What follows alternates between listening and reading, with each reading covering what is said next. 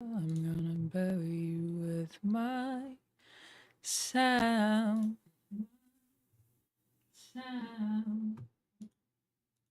I'm gonna drink the red on your pretty pink face. I'm gonna wow wow wow wow wow wow wow wow. Sorry I don't treat you like a goddess. Is that what you want me to do? Sorry I don't treat you like you're perfect. Like all your little loyal subjects do.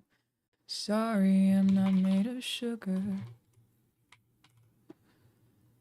Am I not sweet enough for you?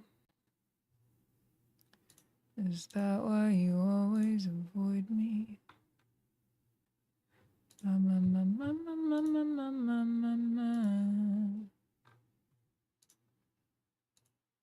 I'm just your problem.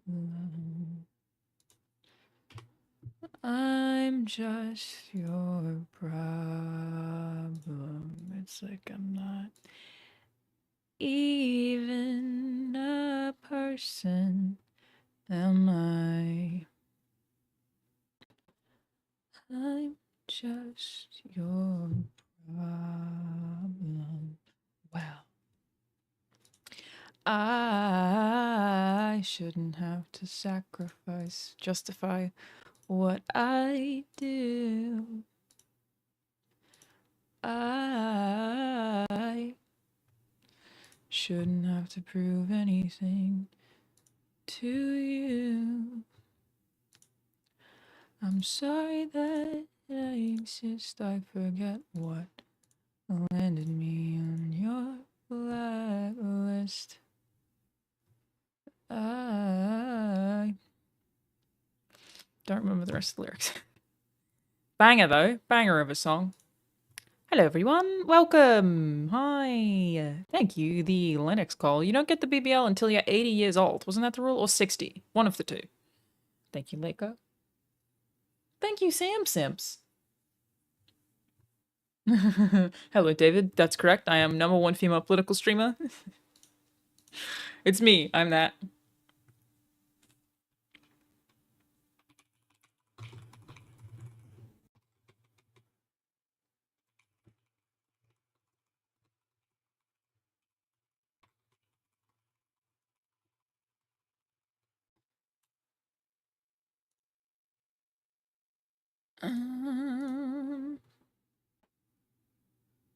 The camera will move, yes. I have my face tracking on because it's fun. I just really like it. How is Borderlands? Well. I'll have my review up later today. Certainly as a film. It's a film that exists. When people put the lurk command in chat, loading 0117, what are they trying to get it to say? All the films. It is one of the films of all time. So, worth considering that. One of the films of all time. Absolutely one of the movies that has ever been made. Allegedly. Roy, I will have a Raygun breakdancing video up later this week as well. So we're going to do Borderlands first and then we'll do Raygun. But it turns out there was like a lot more to dig into than I initially thought. Like there's more going on with Raygun than I expected. Gotta get your research in there. You gotta do it.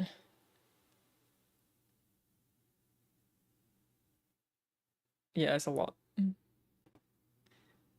Weed video has been delayed, Disco Sideburns. I was gonna put it up last Friday, but I had to get a file re-exported, and now because I have a vlog up on the IRL channel this morning, I'm pushing it to next week, so it'll be up probably in exactly 7 days.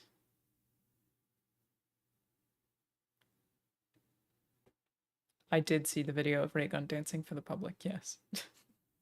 I will talk about, again, we will talk about that, but that's going to be a YouTube video. Oh boy. It's a lot.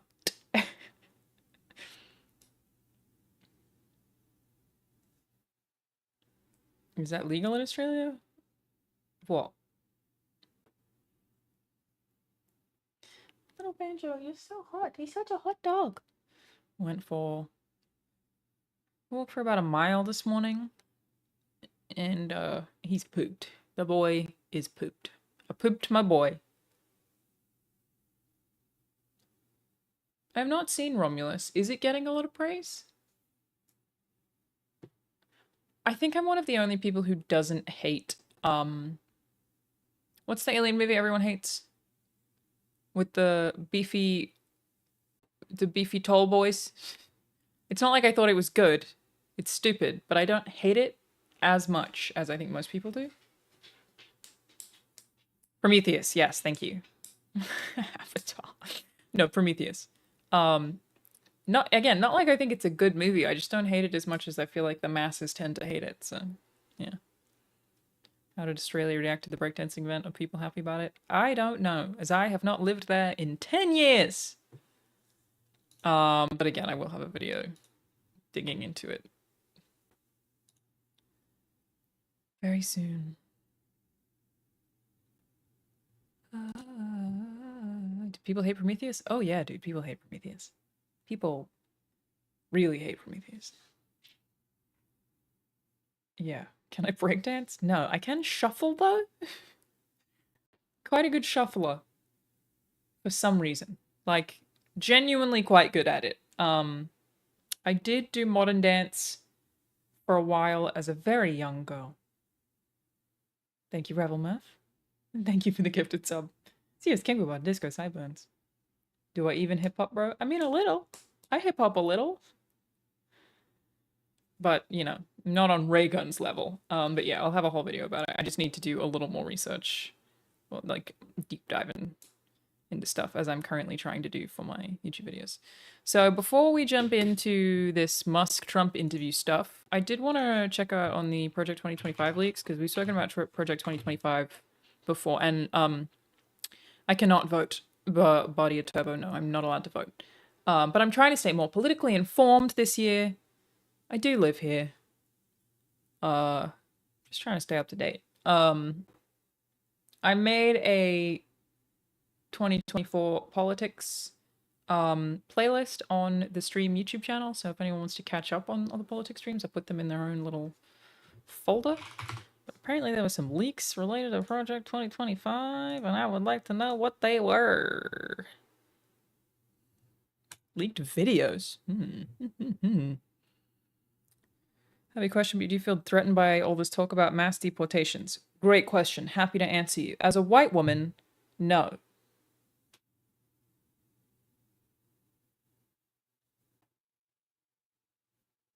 That's all I have to say about that. Funny that the only people that they're worried about, when it comes to immigrant, somehow people aren't worried about me. I'm committing hella migrant crimes. It's all I do, baby. Migrant crimes all day. Oh, thank you so much, NK Nutstrup. Thank you. Appreciate you. Thank you. Thank you, thank you, thank you. Yeah, we're no longer giving away mecha break codes because don't need to. Back to trying to give away that Bioshock collector's edition. But yeah, no. So when I went to apply for my green card, I was told not to while Trump was still in. So I actually applied for my green card as soon as Biden was officially elected. I think it was like that year or maybe the year after. Because Trump made it harder for even just me to become an immigrant, to immigrate.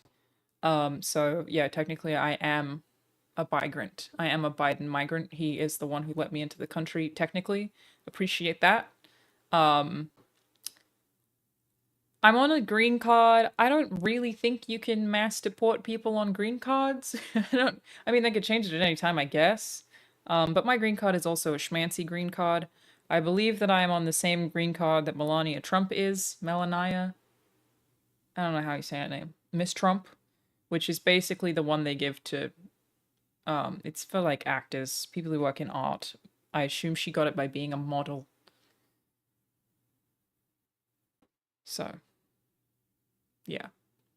I'm not really concerned. Thank you, Beanard. They did misgender me on my green card. Yes, they did. My green card got delayed initially, for anyone who hasn't heard me talk about this before, because they wrote that I was male instead of female on my green card. So I had to wait an extra 6 months, and thankfully they didn't make me repay for it. But sometimes when I come back through the border, they'll ask me why I've had 2 green cards. They'll be like, what's this second green card about? Why have you had 2 of them issued? And I have to be like, they said I was a man. So, fuck, that sucked. That was a huge pain in the ass. Yeah, it was a mistake plus my huge dick. That also. I had to explain to my dad, who in his defense was drunk. Sorry, why did I change to a woman? Because it would be easier for me to transition than to wait for the green card. It would have been faster for me to become trans than for me to wait on the new fucking green card. I had to explain to my dad yesterday because he thought that he had seen pictures of Amon Khalif clearly having a dick, and I had to be like, no, Dad. Watch my video. Okay, that's a crotch guard. I had to wear one of those while I was boxing also. Because there are now, like, images where people are like, clearly she has a penis. Look at the bulge in this. That's a crotch guard. Women also wear them. They have bulges. I wore one during my fight and beforehand to get used to moving with it on. And now I'm a trans boxer. And I won my fight. So, think about it. The gay agenda, really. It's really taking over. It's really working out very well. Very well. Yeah, the mistake on my green card is the only reason that I was able to win. So, on my very first passport, they entered the wrong year of birth. When we wanted to correct it during reissue, it took 9 months and a lot of money to get that shit fixed. They put the wrong year on your passport? That's crazy, dude. Bro, that's crazy. Is Dad a fan of Raygun? Dad did not mention Raygun on the phone. I don't think he did. He was a little drunk. We spoke for an hour, and I don't think he mentioned Raygun. He asked me about the Iman situation because he saw that I made a video about it, but he hadn't watched it. I know my parents watched some of my content, but he was like, I'm hearing plenty about this. Can you give me the DL? Because my dad will, like, listen to me if I explain something to him, but yeah. Love a video of me talking to my drunk dad. My drunk dad would also love that. My dad's a little life of the party type. He's a real life of the party type guy. How's my dad doing? So 2 dads, technically. I have a stepdad and a dad. I'm very close to both of them. Dad Prime, Alpha Father, is doing well. He's currently has to get all of his teeth removed. So that's a crazy thing he's doing at some point. He's sort of seeing a girl, which is a bit cute. I mean, I'm not going to elaborate on my dad's business. And then Dad 2, my stepdad, has terminal cancer and, you know, continues to have terminal cancer, and it sucks ass. But they are both wonderful men who have done wonderful things for me, and I'm very close to both of them. You should get gold teeth, big pimpin'. He's got like a front tooth missing right now. And just he does need all new teeth. He should do that. Would I go on Brain Leak again? Yeah, of course. I love both of those boys. Big fan of both of those boys. How many dentists? Okay, you're not gonna believe it. I actually messaged a friend today, Gina, who I've rated before. And asked her for her dentist because she's posted videos at her dental office before and they seemed cool. And I said, I'm gonna call them and they will be 21 and I will go to the fucking dentist finally for my shit teeth. God damn. Thank you, True Heart. 21. He name dropped me Ari Warhammer, as he should. I'm very stubborn about taking credit for Rahul knowing what Warhammer is. I'm the one who got him into Warhammer, okay? What is Alice Pearson's take on the Elon x Trump gossip stash? Great question. We're not ready to get there yet, though. So first, okay? First. Dentists are for rich folks anyway. That is why my dad needs all his teeth replaced. He does not come from money. And his family's Mormon. And his dad, while he was still alive, my granddad, spent all of his money on the church. All of it. So all of the money that family even did have, the kids never really saw any of because they spent it on the church. Wasn't it Ralston who got Rahul into 40k? How dare you? How dare you? Yeah, that story is so common with Mormons, dude. Yeah, and also, okay, the worst part about that, and like I know some great Mormons, right? But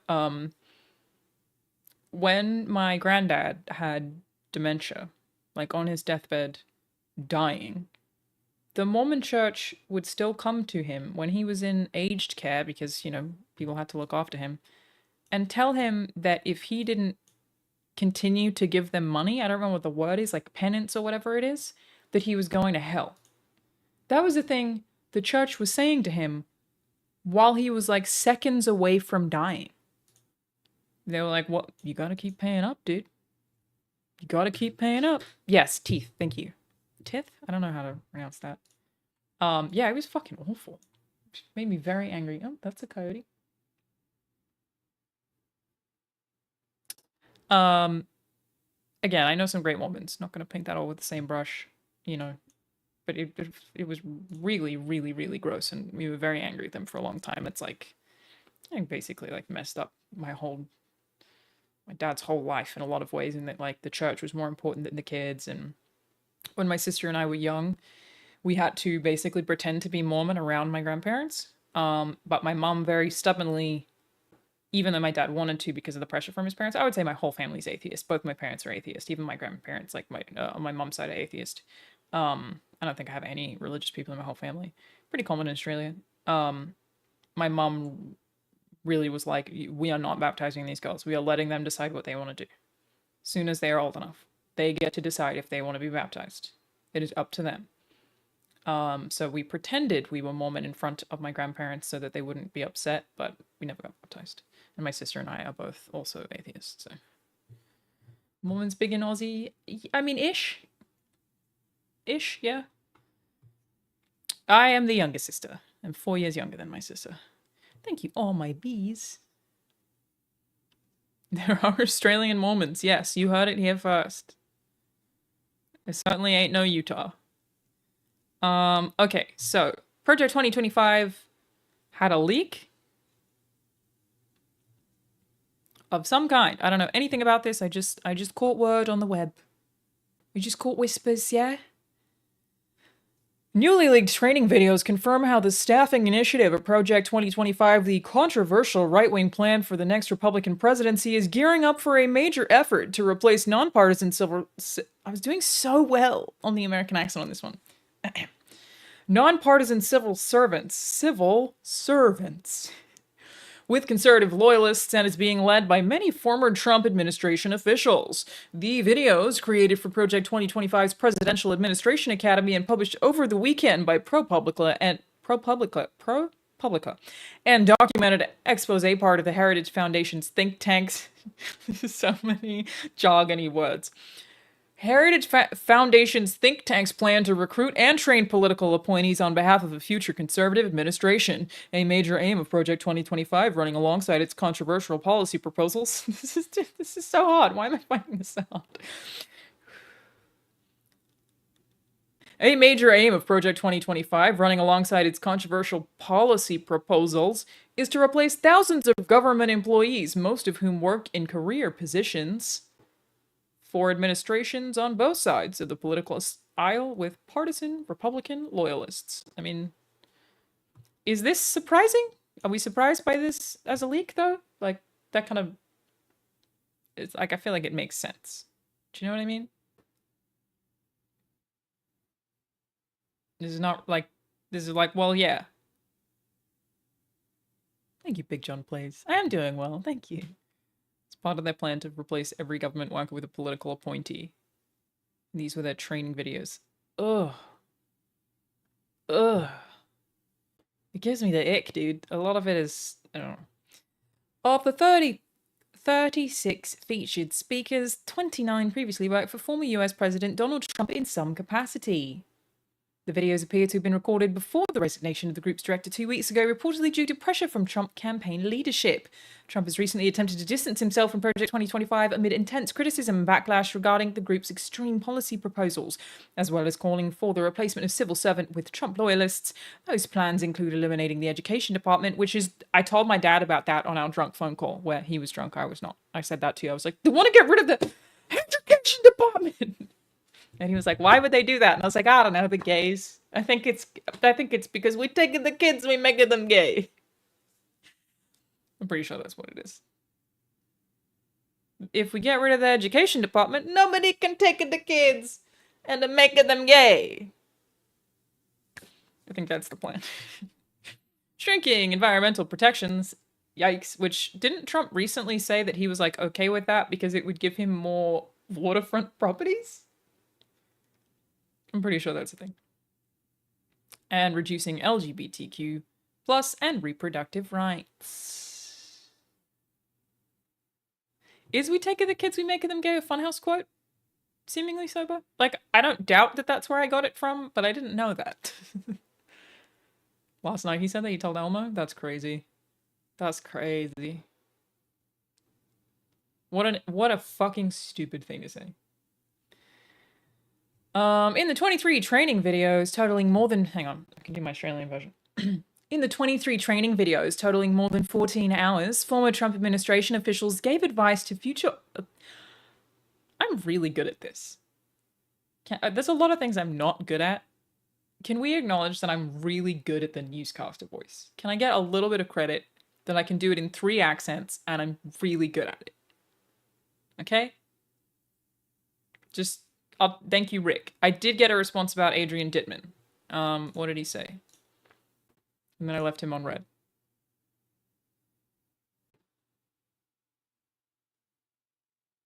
I don't mind showing you this. We can just pull this over here.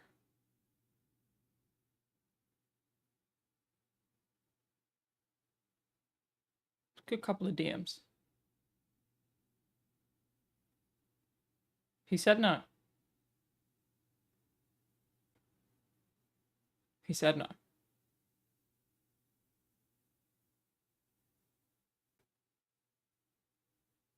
And then this is where I left him on red. I believe him. I actually do believe him, to be clear. Not that I looked into that in any context at all, but I actually do believe him. Okay, sorry. In the 23 training videos totaling more than 14 hours, former Trump administration officials gave advice to future appointees on governing and how... Why am I so bad at this? I can't read today. On governing and how best to advance their conservative policies. In one video, Rick Dearborn... It's an interesting last name. Who was part of Trump's 2016 transition team and served in the Trump White House as deputy chief of staff, admitted that during the Trump administration it was tough to fill all the positions at first. Whatever. So this is basically just these leaks are them trying to get more control of the government, right? Like that's... I'm not missing anything here.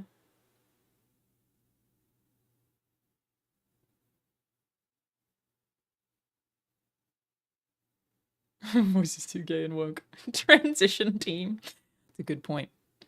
Wow, that's gay and woke. I mean, I wouldn't. There's a training video called Left-Wing Code Words and Language. I'm so excited. Are you serious?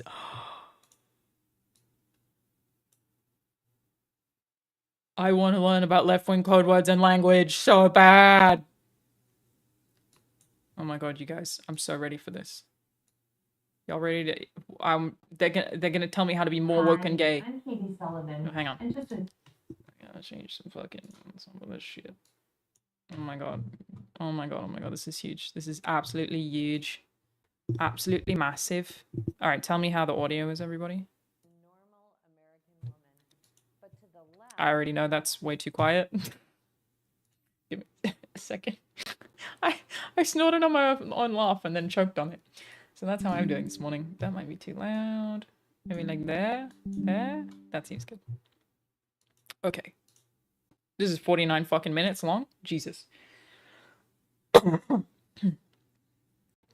ready.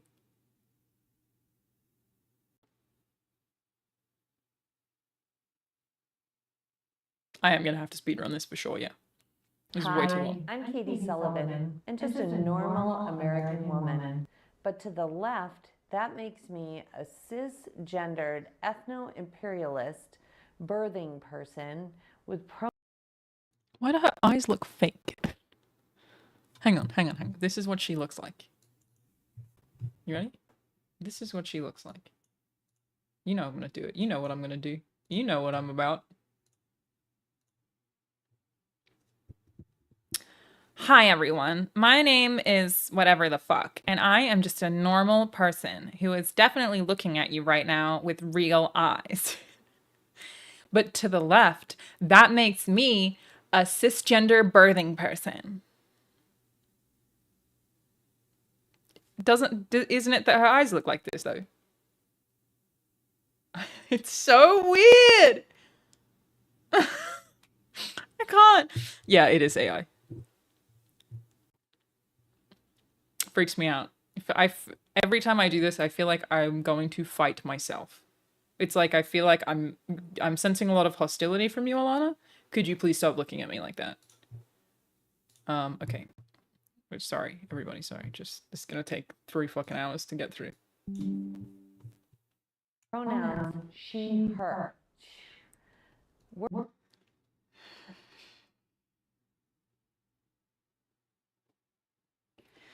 You know, more sexual tension. You know what gets... Oh, Echo is back? Oh, yeah, no. The Echo's gonna be there, like, every time, because it's too loud. Let me figure that out. Like there, should do it, maybe? I just don't get why people get so upset about these words. Why do you fucking care that much? I just don't know why you care. People are like, my pronouns! Why do you fucking give a shit, dude? You know what I mean? You know what I'm saying? Why do you fucking care? I've never wanted to fistfight someone so quickly. That's what I'm talking about, dude. That is what I am saying. Thank you, Mr. Bookish.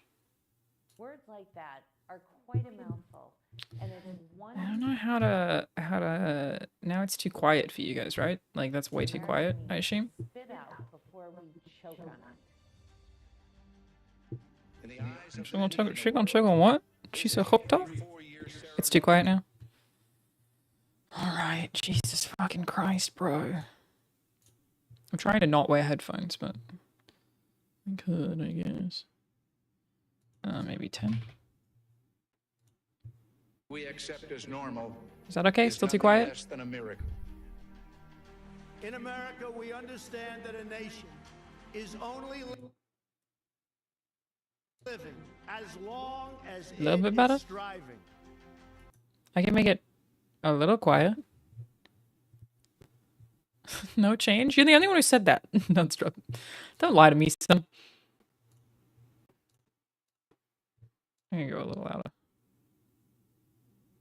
Where is it? Nope, nope. Oh, fuck, shit. Let's do 15. 15 decibels. Thank you, Terry. All right, here we go.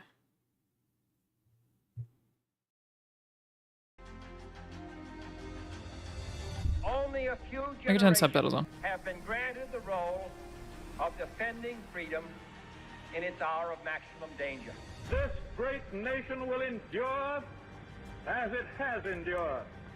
I'm just gonna put headphones on. It's gonna make it easier. I'm just gonna put headphones on. It's fine. It's fine. It's not the end of the world.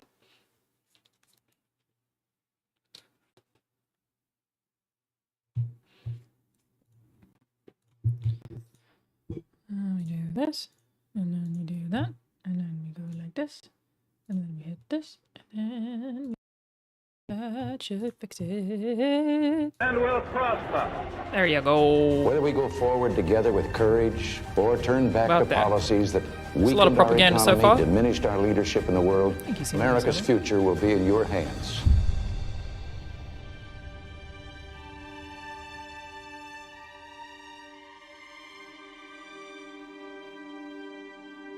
Hidden meanings. The monsters in the attic. If this whole video is just about pronouns, I'm gonna lose my mind. Bethany, are your children afraid of monsters in the attic or under the bed? Yeah, they have been, but we always tell them that they do not exist. Today we have news. There are... That's what. Oh, come back. No, it's like how it's focused on the titties. Come back. Get back up here. I think her going, today we have news is very funny. Today we have news. are monsters in Uncle Sam's attic. It's the words, phrases, definitions that are used, which may look like one thing, but absolutely mean another. And it is scary. You guys, I want to watch this video so bad. This video is 49 minutes long. It'll take me hours to get through. I want to watch this whole thing. I'm so excited about this. They're trying to pretend that they're monsters in the attic. I can do 2 times speed. Is that going to drive all of you insane? What if we just do this for now? We're just there. During this training, we will identify the problem, discuss examples from our time in the federal Wow. government. You got a lot to say about identity now, bitch. Principles of the current administration. Oh my god, I'm so We will excited. teach you how to unwind the words and phrases that have been so artfully layered into every document in the federal government. You can do this in any role at any level of seniority. This training will prepare you to make changes. And God, fast. you know what? I'm so excited to have training to tell me how to stop the libs. Okay? Because otherwise, in California, they're gonna take the kids and make them gay. So, all of the documents have pronouns. Every government document says she or her or him at some point. I love it. The left continually ready. pivots and assaults so ready. definitions and phrases. They twist words and phrases to support subconscious acceptance of a philosophy that was rejected or is against the grain of human existence, like, what is a woman? Perhaps the most effective tool the left wields is their ability to engage in constant... Did she just fuck that up? You couldn't have done another take? subliminal advertising through their narrative, words, and phrases. Marxism became socialism, then democratic socialism. Marxism became socialism? Okay. And is now represented by the terms social justice and equity. This is perhaps the most scary of all. It's the most scary of all. Social justice and equity. That is truly, no, honestly, Katie, I'm not even shitting your dick, Katie. That is really fucking scary. Katie, listen. Social justice shivers my timbers so hard. I will not have equity in my kids. You'll make them gay. What brings to mind is the quote, "He who controls the language rules the world." It's attributed to Joseph Stalin and other tyrants. And George Orwell stated, "He who controls language controls culture." Even more, Hitler and others lived by the creed. If you repeat a lie often enough, people will believe it. Without doubt, it's true. Language is a powerful and often controlling tool. Career bureaucrats and the left are also using language to change culture and gain more and more authority, thereby upsetting the balance of power envisioned by our founding fathers.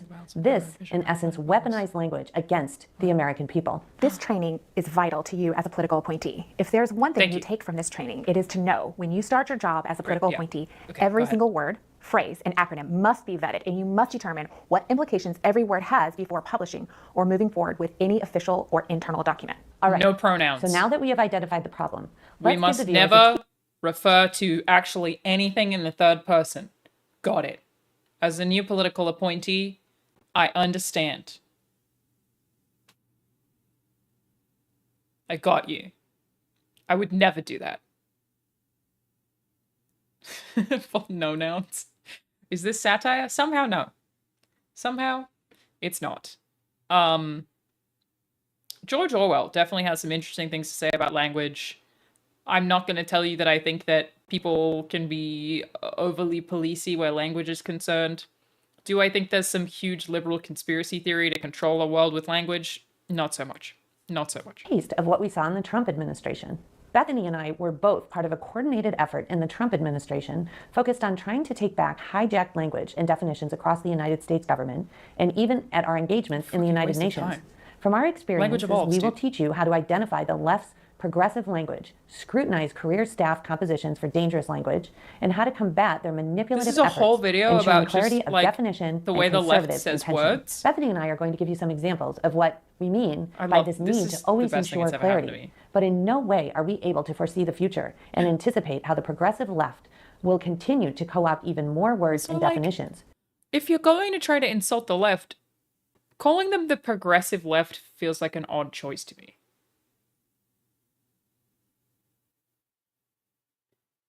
Like, don't we all sort of agree that progress is good? You gotta throw some fascist in there. You know what I mean? You gotta... Antifa.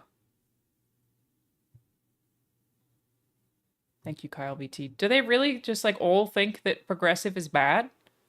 Progress is bad. They just think progress is bad? Or are they trying to change... Yeah, they're trying to change the definition of the word progress. We can tell you the words and phrases being used today. This moment has definitely been a problem for Wait Stop. 100%. Also the eyes, dude. I gotta bring it back. Okay. When you enter the administration, these examples may be obsolete. This will help you spot crucial issue areas to pay close attention to. We do not know what they will be calling men and women by the time you begin your tenure with the administration. The left is trying to dismantle America and rebuild it in their own image by using the art of deception, and words and definitions are their weapon of choice. Remember, words... I agree, Katie. It's crazy that these people are speaking. They are trying to take back America with their speech. And that, in my opinion, is crazy. How dare they?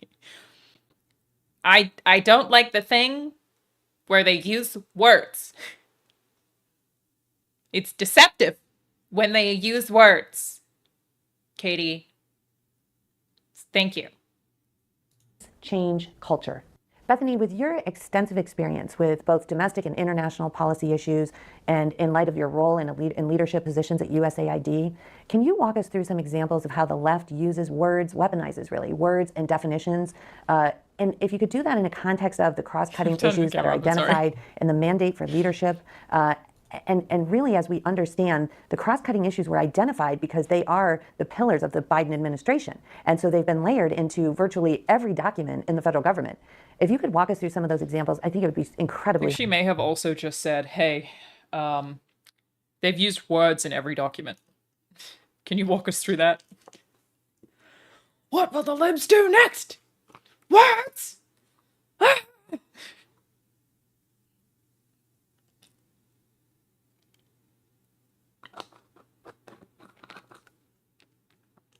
Absolutely not in my America, goddamn. Now you get your fancy fucking words out of here, brother. I do have them at a higher speed, yes. I do. Helpful. I'd be happy to, absolutely. Thank you so much. The 5 topic areas for today's discussion are centered on women, children and family, environment, human rights and border security, gay, the gender cult, and equity. The first topic, women, children, and family. I worked on international issues and very closely followed the language presented at the United Nations. And I saw up close and personal how this indeed is true. Language is used to control culture. I'll never forget a conversation I had with the chief of staff at USAID. We were trying to provide alternative language for the highly controversial phrase, comprehensive sexuality education, or CSE, which at the United Nations had come to mean not just typical sex education, but instead have been morphed into teaching and normalizing sex at very early ages, even as young as preschool. I'd like a source for and for that. girls who I would became really like a pregnant. source for that. Notice how they speed up certain parts of the video when you listing examples. Do they? Do they? Is that a thing?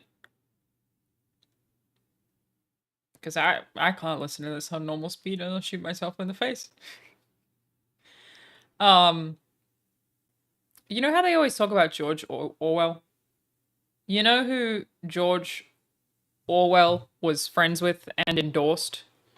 Speaking of children having sex from a young age. Aldous Huxley, the writer of Brave New World. Have any of you read Brave New World? They consider it like a trilogy of dystopian books, which is I was forgetting if it's 84 or 85. And then Brave New World, and then the last one is called Us, I think. I actually haven't read that, but it's quite short. 1984, thank you. I always want to say 85, but I think that's because of a band. Brave New World. All these books are worth reading. I have different criticisms of each of them. Brave New World starts with, like, I had to talk to somebody and be like, why didn't you tell me about all the kid fucking in Brave New World? Why didn't you tell me about that? Brave New World is basically like a take on hyper-consumerism. Maybe even less so capitalism, but they treat Ford, as in the creator of the Ford cars, as a god. And I mean, the first chapter is all fucking eugenics, and then from there you get into it's a wild book. You get into just kids having sex. And like not even really in a pedophilic way. Like it's not indulged in or celebrated. It's just here's this world of hyper consumption in which humans also consume each other like products. It's interesting. But basically all I'm saying is that is right up there with George Orwell, who she just name dropped, and I feel like conservatives always name drop, and that he endorsed Brave New World. It was a tangent. It was a tangent. I like talking about those books. I will take any opportunity I can to talk about those books. That abortion was a preferable method of birth control. Back to the conversation with the chief of staff. He suggested several alternatives, but each time I told him that, unfortunately, his recommended edit was also interpreted as CSE. Frustrated, he vented. They have literally co-opted the English language. And it was at that moment that I realized that the progressive left is controlling the language, redefining definitions, and by doing so, are ruling the world. On a positive note, despite all the angst that we did succeed on that. Follow-up question. Okay? Follow up, everybody. If the left are co-opting language for their own gain, how do we address the right co-opting the word woke? Or is that like a non-issue? Or does that not apply? Because the word, like, woke, right, just means awake, aware. It just, that's all it really means. But now it's come to mean, you ever try to ask somebody to explain it? The word woke, who, like, uses it as a derogatory? It's a confusing one. Woke now, I think, like, it's different depending on everybody who uses the word, but it basically just means, like, black or female. If there's a black person or a woman in my show, it's woke. I'm pretty sure it just means diverse. But I think it would differ depending on which conservative you asked. Because they're overtaking our words. Okay? They're taking the kids and making them gay. The streets of California, now, you can't even use words here, and it's deeply frustrating to me. It's so bad. Woke has a legal definition, does it? Legal definition. Legal definition. Definition of woke. Nope, not that word. That's the wrong word. Woke. Well, we got the Wikipedia definition. Woke is an adjective derived from African American Vernacular English, AAVE, originally meaning alertness to racial prejudice and discrimination. That makes sense. Beginning in the 2010s, it became used as slang for a broader awareness of social inequalities such as racial injustice, sexism, and denial of LGBT rights. And that's bad? But I just don't feel like that's how it's being used. You know what I mean? The left co-opted it first? I guess so. The left co-opted it, and then the right co-opted it from the left. Thank you, only one twitching. Yeah, Narathian, your wife is woke. She gave birth to a girl. That's woke and gay. Go move to California. Negotiation. DevEx published an article with the headline, "No Mention of Reproductive Rights in Declarations Out of G7 Development Ministerial." You can read more about this in the course materials section.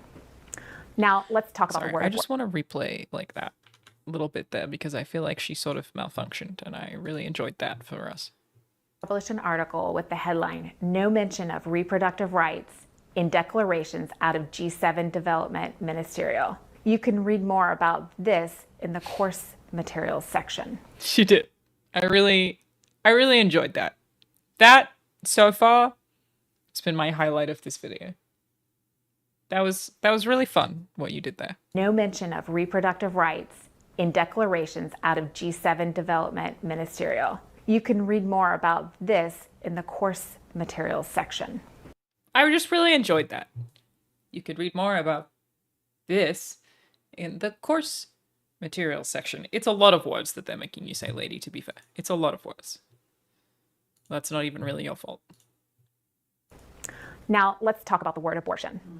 The left got very creative years ago and started using different words to make abortion sound a little less like murder. For example, sexual and reproductive health, reproductive rights, sexual and reproductive health services, reproductive health services, health services, sexual and reproductive health and reproductive rights. These are all referring to abortion? Is that what you think? The left uses the word abortion. Sexual and reproductive health and rights.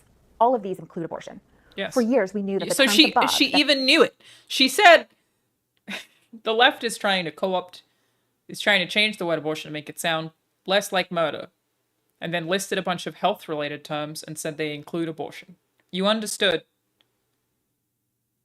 We were talking about rights, and that abortion would be categorized under one of those, but that it's fine. It's fine. That I just mentioned had been used and that they were code for abortion. The left and the career bureaucrats at state and USAID told us, oh, no, no, no. But then when I was negotiating with Canada for the G7 Development Ministerial, I said, well, can we just use these terms and add that does not include abortion? And their response was telling. They said, but it does include abortion.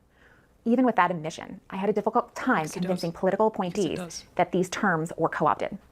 Another example hits closer to home and highlights how imperative it is for political appointees to ensure. I think about this a lot. How many abortions do you think Trump has paid for? Do you know what I mean? You trying to tell me that that motherfucker hasn't paid for a single abortion? Donald Trump? Not even one? That's what I want to leak. This video is great, and I'm really happy to be watching it right now. He's definitely paid for some fucking abortions, bro. The grab him by the pussy guy isn't telling women to get abortions for him? Okay. Yeah, okay. Okay. Yeah, sure. Yeah, you say so. Definitions are correct and explicitly followed. 3 days after President Trump took office on January 20th, 2017, he issued a presidential memorandum regarding the Mexico City policy. This became known as the Protecting Life and Global Health Assistance Policy, or the expanded Mexico City policy. When I arrived at USAID in June 2017, I was the first political appointee in a bureau outside the front office, and the sixth political appointee in the building. Despite President Trump issuing a presidential memorandum at the very onset of his administration to immediately change course and to protect life, Even months later, his guidance was ignored. I remember hearing careers refer to this policy and even seeing documents that referred to it as the global gag. But tell me what to do. Where's the training? I just need the training. Yeah, I mean, abortion's like such a...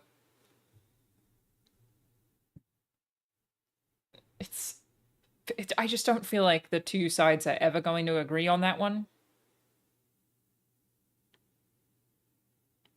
It's also just reflective of how poorly we talk about women's health issues. Like, there is so little education regarding women's health issues. I know so many women who've had miscarriages. So many, dude. And that's something that I guess until I was like the age I am now, where people I know are having kids, I didn't register how common that was. Like, it just... no one spoke about it. So how would you know? And I know at least one of those people, and technically I know someone secondhand, who had to have an abortion for their miscarriage. Which is like a super traumatic thing for somebody to go through. But is objectively healthcare, you know what I mean? Like, I feel like because we're so cagey about the way we talk about female health issues, again, I think that also is like part of what's happened with the Amon Khalif stuff, is even if she has an XY chromosome, which again, there's no evidence of that, but like, turns out that's actually not that uncommon across the board for women to have a myriad of different reproductive health complications. I have a condition, sort of, called CFS. My CFS, the reason I say sort of, and I've been saying that for like 2 years, is technically caused by my reproductive system. I've had to get a cyst removed from my ovaries before. And that's a thing that, again, probably not that uncommon. Like, if I wanted to have kids, it would be a little difficult for me. But we just don't talk about this shit. So until you know somebody like me who speaks about it, or like a friend who ever speaks about it, you just kind of don't really know. And so I feel like there's a lot of, like, cases of abortion where, again, some people need them just for their fucking miscarriages. Yes, people can die if they don't have abortions. We just really, really don't talk about it. And I feel like that's part of the problem, is it like becomes black and white from the outside because we're so cagey about women having reproductive organs. You know what I mean?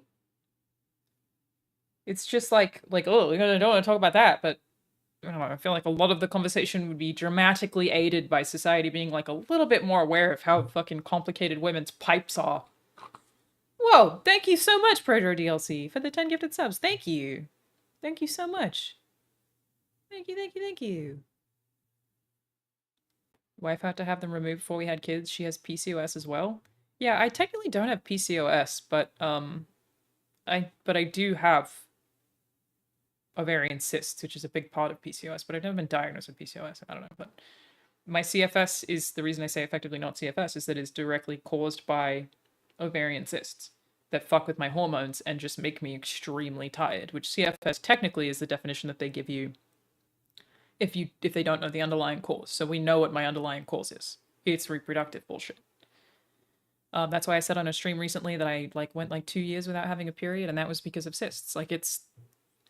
This stuff is just way more complicated than people give it credit for, and I wish people would be a little more open about it, is what I'm trying to say. It's a lot. Order. I immediately told the career staff that we do not refer to it as a global gag order, but instead appropriately as the Protecting Life and Global Health Assistance policy. To some, it may seem inconsequential, but it actually was completely undermining the president and the American people who had elected President Trump. So opposed to this policy change, the left actually started a new organization and an international movement called She Decides, which invited NGOs and other foreign governments to join and actively promote abortion services and advocacy, essentially joining together to try to counter what the Trump administration was doing to protect life. Language matters. Bethany, it's incredible how the left is able to. But why would you not be allowed to do that? Like, even if a Democrat gets in, you are welcome to, at any point that you would like to, create some conservative org that disagrees. Like, you're allowed to do that. Go ahead.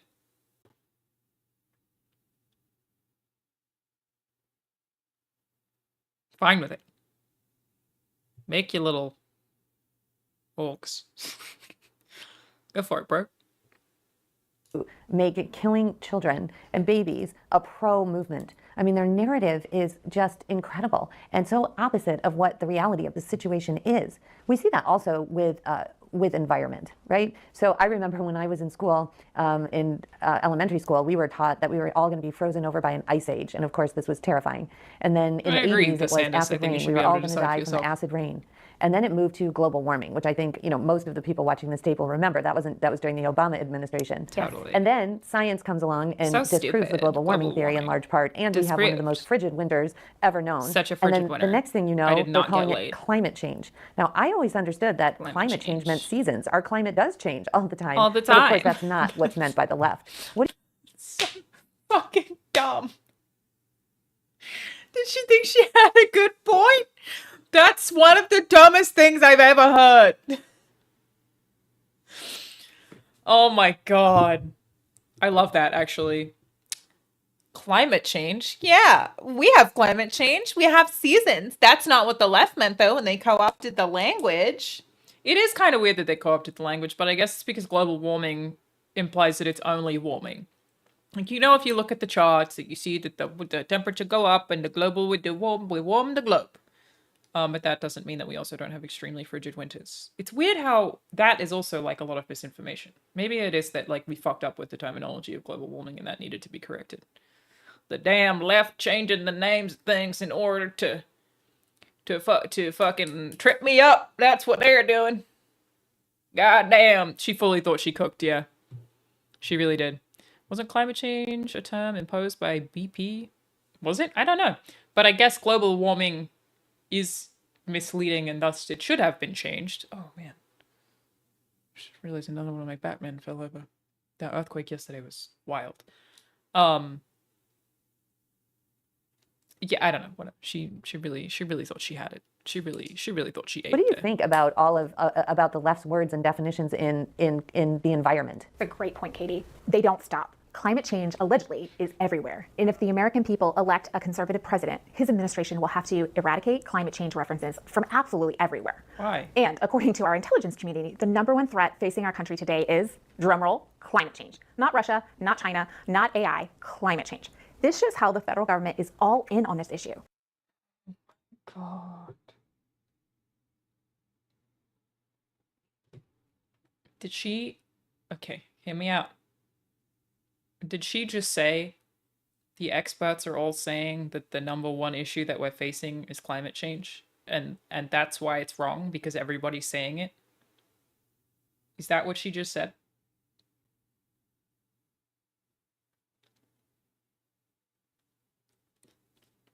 I gotta put the eyes on when I want to do it. Literally everybody is saying, okay, this is crazy, that the #1 issue that we're facing is climate change. Clearly, the lefties have taken over everything. Otherwise, how would that make any sense? That everybody would be saying the same thing as experts on the thing. Also, one of my favorite parts of this is that, sorry, it's me again. I'll turn the eyes off. AI is, like, really, really, really bad for climate change. We know this to be true. That AI has been really, really bad in terms of energy. Let me pull up an article about that. Like, AI is fucking chewing energy. The consumption is crazy. This is May 14, Goldman Sachs. AI is poised to drive a 160% increase in data center power demand. Wild. On average, a ChatGPT query needs nearly 10 times as much electricity to process as a Google search. In that difference lies a coming sea change in how the US, Europe, and the world at large will consume power and how much that will cost. For years, data centers displayed a remarkably stable appetite for power, even as their workloads mounted. Now, as the pace of efficiency gains and electricity use slows and the AI revolution gathers steam, Goldman Sachs research estimates that data center power demand will grow by 160% by 2030. And I think that's like actually a pretty conservative guess. AI already uses as much energy as a small country, and it's only the beginning. And like even if you aren't arguing against climate change, because all the seasons have climates, the left we can recognize, why does the camera keep shaking like that? It's so weird. That they're a conservative well, maybe they aren't. I was gonna say we can recognize that energy consumption being used by AI data centers would in theory increase costs for the layman, for us, for the regular human, and their electricity consumption, right? Like if more of it is being used, and this is the first time in a while that more of it is being used because previously it had not grown in any significant way. It seemed bad. It seemed like it cost more for regular human. This seemed bad. The IEA estimates that added together, this usage represented almost 2% of global energy demand in 2022. That is a fucking ton of energy demand. Could double by 2026, which would make it roughly equal to the amount of electricity used by the entire country of Japan. You assume AI will become more efficient at some point? Bro, I hope so. Yeah, that's fucking wild.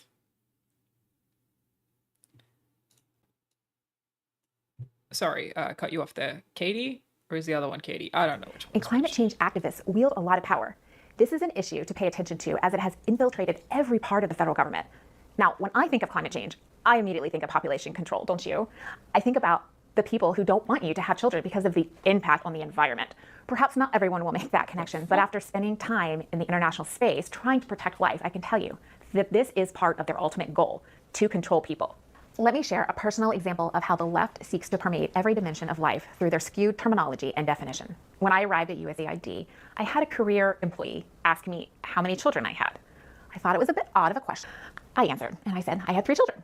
And he actually said to me, oh wow, 1.5 too many for the environment. I smiled and I said very politely, if I could have 10 more children, I would.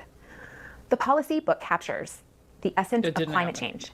And I quote, in the name of combating climate change, policies have been used to create an artificial energy scarcity that will require trillions of dollars in new investment, supported with taxpayer subsidies to address a problem that government and special interests themselves have created.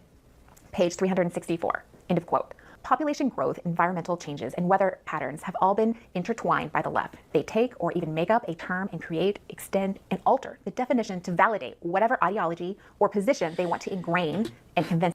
This is just not a word problem. The problem with this is not words.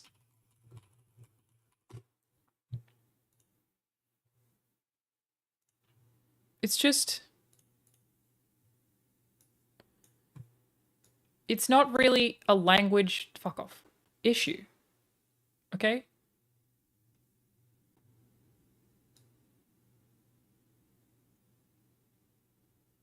You see? It's just data.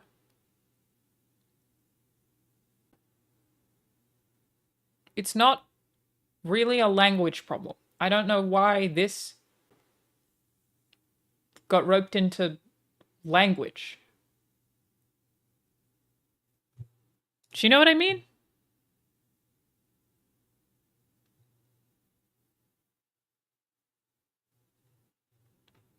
Do you suppose they know they're lying? The data is woke. Actually, the data is gay because it is multiple colors, so that must be discarded promptly or it will impact the kids. Do I think they know they're lying? No. I think that some of them do, but I think for the most part, these people create echo chambers where they truly believe like the liberals are out to murder them. And so they just kind of reinforce each other's beliefs constantly. So they're not like talking to liberals. They just constantly reinforce their own opinions, and like it's like hearsay that just becomes bullshit.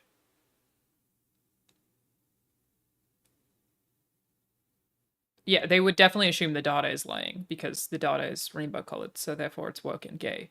But yeah, I mean, she's basically saying that a bunch of people said something and thus the thing is wrong, right? Like, because a bunch of people said it, it's not true, is a thing she said. I said this in my most recent YouTube video.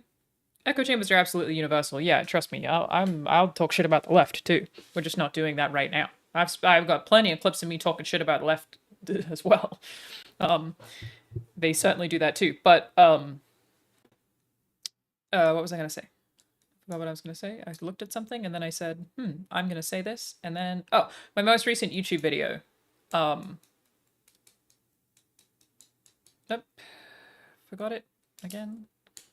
What did I talk about? Oh yeah, I spoke about how I think one of the weirdest things that has come out of maybe the last 5 years, like definitely heightened by COVID, is everybody assuming that they know better than experts at all times. Everyone thinks they know what the rules should be for the Olympics boxing. You've never seen a women's boxing match before this one.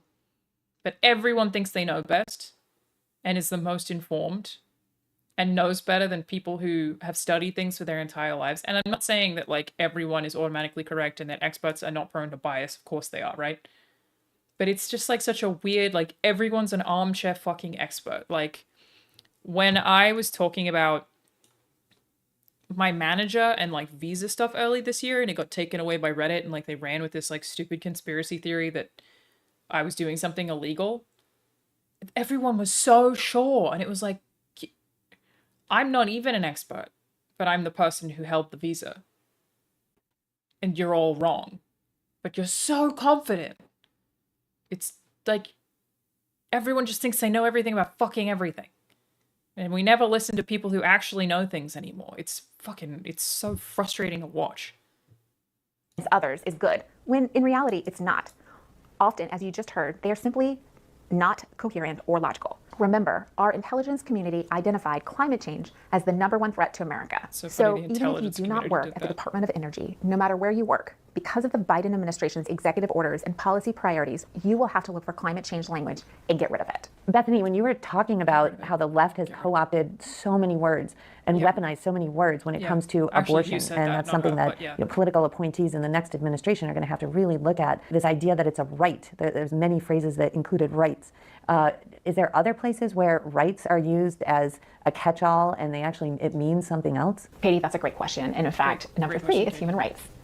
Human rights and border security. So rights, rights, rights. The left is always coming up with new rights. In the Trump administration, we countered human rights with unalienable rights. The careers went absolutely crazy at USAID. But thankfully, President Trump had established a commission on unalienable rights at the State Department, and we would just point back to the commission. Sadly, our founding documents were not sufficient, but thankfully the commission was. The Department of State's Commission on Unalienable Rights was charged with providing the U.S. government with advice on human rights grounded in our nation's founding principles and the principles of the 1948 Universal. Are you trying to tell me that rights are bad? Are we anti-rights? They're for the left. Rights good. And I saw this recently. I don't remember who it came from.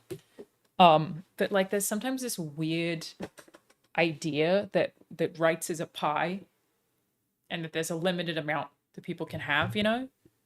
You know that if other people have rights, it doesn't mean you have less rights. Your rights aren't being taken away by somebody else also having rights. We can all have rights. Was it Waltz who said that? Do I need to keep calling Waltz and not Waltz? It might have been in his speech even. Yeah, it's like, it's such a good point that people think that it's like selective.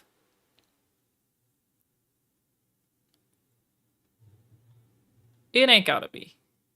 But I need to have more rights than everybody else does. Universal Declaration of Human Rights. Now, I'm going to turn over border security to you, Katie, as it deals with legalese. And we all know that border security is a major issue, and the differences between a conservative presidency and administration and the current administration couldn't be more stark than in this area. So getting the words very precise and correct is crucial. The left has co-opted language and definitions as it relates to immigration. Illegal immigration is one of the most devastating challenges America faces today, particularly when you factor in all of the secondary costs and effects of illegal immigration, including illicit drug and human trafficking. The left knows the American people oppose illegal immigration and understands its effects, so they have spent years. Everybody opposes illegal immigration.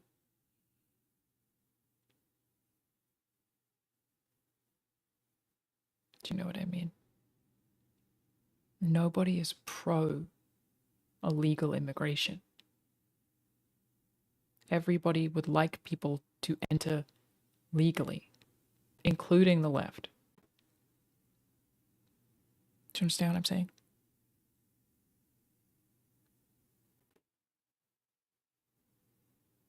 Like, where it comes to asylum seekers, I would hope that we would make immigration for them so easy that they may as well walk through the fucking border. But do I think that people should be crossing illegally unaccounted for? I don't think anyone is making the case that they would want that. I mean, look, okay, to be clear, there is definitely somebody, some liberal who wants that. But almost no, and it's also the same thing they have with gun control, which is like, me saying I'm pro-gun control, which I am, does not mean I'm anti-gun. Thank you, Slothington. I just applied for a license so I can have a shotgun. I'm not anti-gun. I just think that there should be background checks, and that maybe people who've committed assault shouldn't get them. It's so weird. It's such a weird, like, hey, I'm pro-gun control. It doesn't mean no gun. It just means maybe be smarter with gun. Prevent mass shooting gun. Maybe prevent mass shooting. You know what I mean? Thank you. This is my super awesome Twitch for the first gifted sub in the channel. We're okay with gun. Using language designed to both conflate illegal immigration and legal immigration, the latter of which most Americans support, and soften the idea Correct. that illegal immigration is, in fact, illegal. It is a good bet that the left has focused group tested the language it uses to cover up the horrors of. She's so bad at this, and she's reading off a prompter. It's probably because she has eyes painted on the outside of her glasses. Make it hard to speak. It's hard to read when eyes painted on. How to read when eyes painted on to face. Not sure how to speak. Sometimes reading is hard, but it just the fact that this is a production, meaning that they can just redo a take, and she opted not to. Of illegal immigration. For example, when describing illegal immigration, the left likes to use words and phrases like undocumented immigrants and migrants. These terms are designed to sound softer and take the edge off the fact that these people are illegally in the United States. It is important to note that they specifically avoid using the word alien, which is the terminology used in federal law. To be clear, alien is... That's also weird because when I was here legally on my visa, I was classified as an alien of extraordinary ability. They did call me an alien in that I was not a resident. It was a non-resident visa, but I still lived here for 8 years, legally classified as an alien. Is not a negative or pejorative term. It is a legal term of art. It simply means that an individual is not a citizen of a particular country. It's true. Language matters here for a lot of reasons, but primarily because citizens of the United States have rights that others, including foreign nationals who are illegally on our soil. Did I arrive in the USA on a saucer, though? Cannot confirm nor deny if that happened. Do not. But I was. If I had to guess, I would say that the left's attempt to wash away the term alien stems from their disdain of actual law. I don't think that this is happening. This feels invented. It could be happening and I just wouldn't know, though, because again, like, I don't doubt that there's some liberal out there that's like trying to do that, but like, no one really uses the word alien in that way, because when we think of the word alien, we think of like a dude with a teardrop shaped face. You know what I mean? I don't feel like there's alien erasure going on, and I don't like the fact that you've spent the last however many minutes talking to me about alien erasure is odd. They're trying to get rid of our goddamn aliens. You can't do that. Are they? Though? You know what I mean? Are they? I'm just not convinced.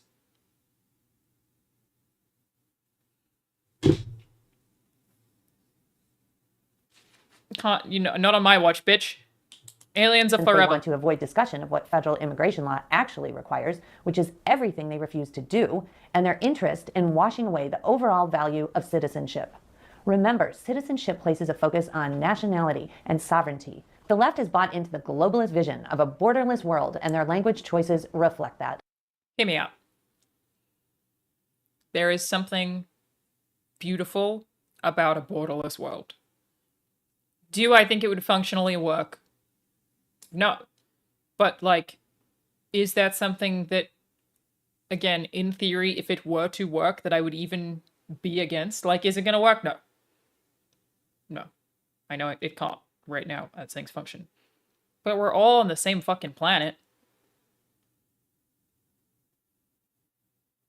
We're all just fucking people on the same planet.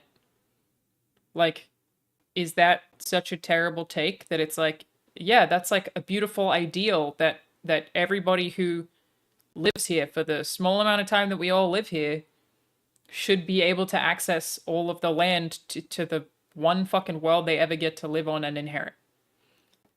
That sounds lovely. But I am also aware that, again, functionally it would not work, and that we do not, we're too bureaucratic to have that actually function. Like, I get that. Right. The EU is almost borderless and it works. That's a really good point. And it's great. It's so, I don't know. Do I think that humans should be allowed to just meet other humans freely and openly? Sounds beautiful. Again, I recognize that this would not work in practice, but I feel very positively about that in theory. Have I seen the UK? It's not part of the EU anymore, Solid Farm. It's not part of the EU anymore, so obviously that wouldn't count, would it? But the rest of it, I mean, I've been to Europe twice this year. I go all the time. It's great.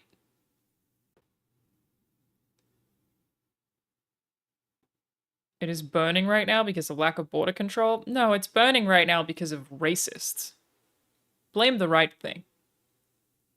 The UK is burning because of the racists. Not because of borders. Racists. Blame the right thing. Racists. The left Very loves simple. to say that illegal aliens are undocumented. Not only is that terminology not used anywhere in federal law, but it is clearly designed to soften the concept of illegality by making it seem like it's just a technicality. In other words, if that is being used, I do feel like it's kind of weird. Like, I don't know if like the left's gonna be mad at me for saying this, but I don't really get unhoused instead of saying homeless. That's like one of those terminology changes that I'm just like, why? But I've seen like a big push for that on TikTok. I'm just not really sure. I don't really know what's going on there. If white people have an issue, it's racism? No, that's not what I'm suggesting. If the white people are running around the streets screaming racial slurs, then it's racism, which they are. So it's mostly the part where they say the racist stuff that makes it racism. It's actually pretty simple. Mostly.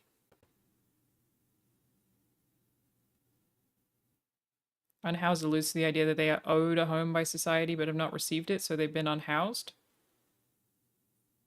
I think I probably need to like look into that because I don't get that. And that doesn't make sense to me. I'm confused.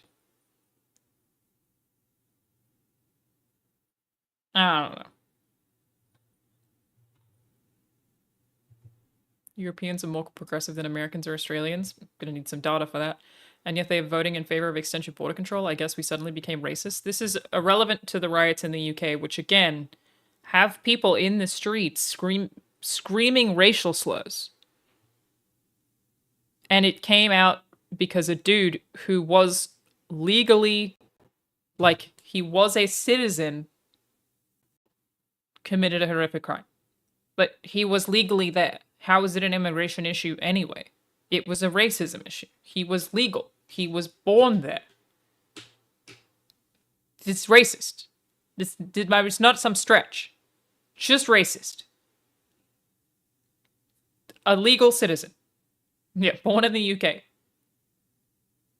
Calling it a cultural issue is a cop-out. Again, when you have the people in the streets screaming racial slurs, call it what it is. It's fine. It's a racist issue. That's it. It's just fucking racism. Problem solved. It makes it sound like you can be here legally, but you're missing a few pieces of bureaucratic paperwork. That is simply not the case. If an alien has not gone through the appropriate process for obtaining a visa to enter the United States or otherwise followed United States law to enter the United States, they are illegally here. Period. Hard stop. Calling illegal aliens undocumented immigrants is the intellectual equivalent of calling someone who breaks into your house in the middle of the night an undocumented homeowner. It is inaccurate, and it is designed to be inaccurate. The term migrants or migration are just as deceptive. The left likes to use migrants and migration, not only because it sounds genuinely, shut up. Walter Sullivan, you said, could it not have been the straw that broke the camel's back? Maybe look at the things that led up to the violence. They are in the streets screaming racial slurs. What are you talking about? What happened before it? You could be like, well, maybe there've been some. Okay, why aren't they talking about those issues? Why are they in the streets screaming words that I can't even say on stream? It's racist. What are you talking about? Like, if it's not a race issue, why are they only in the streets screaming about race? Do you understand what I'm saying? My guess is homelessness. Homeless has a very negative connotation, and unhoused an attempt to move away from a word that has a lot of bias. I mean, I get that. I'm just not sure I'm down with it. Though, I mean, I don't do whatever makes people feel comfortable, I guess, but... I don't know, dude. I just think, yeah, attacking people of color in the streets, walking around screaming at people of color in the streets, documenting that, like... I have friends over there at this point. People who are basically my extended family, who are brown, who I go visit and love and care for deeply, who right now are scared to walk the streets in the UK because they're brown. It's a race issue. They're there legally. They have been for generations. It's a race issue. Like, I don't care if you tell me, look at what led to it. If it's whatever you say led to the racism, the outcome being racism is still racist. It's very simple. The outcome being racism is still racist. It doesn't matter what happened prior. Racism, bad, actually. Regardless of whatever fucking excuse you try to make for it.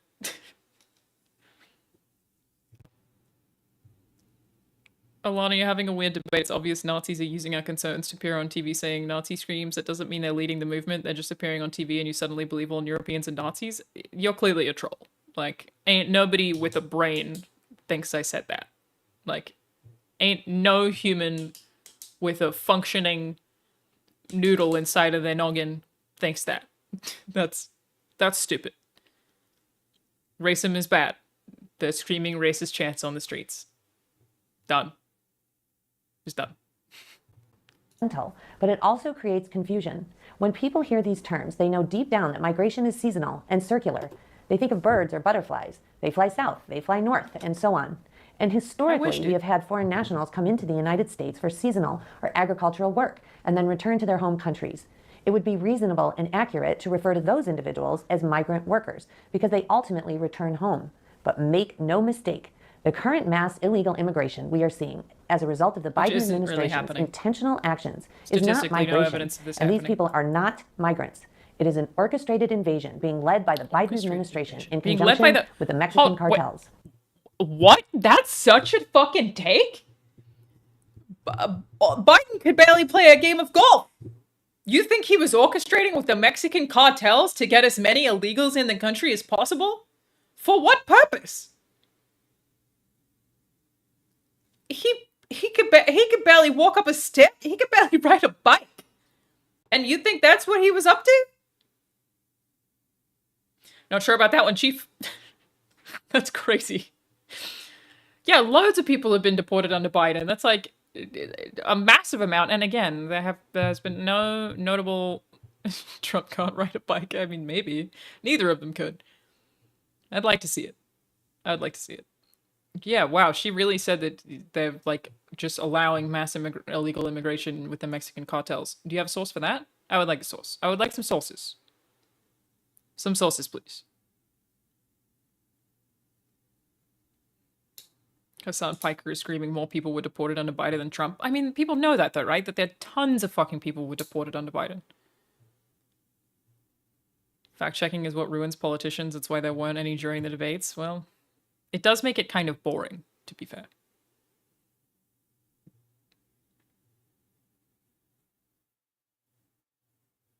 And, you know, I want nothing in my debates if not entertainment, because I guess that's where we're at while the whole thing sinks. I would love to see the debates get fact-checked. I would love to see that.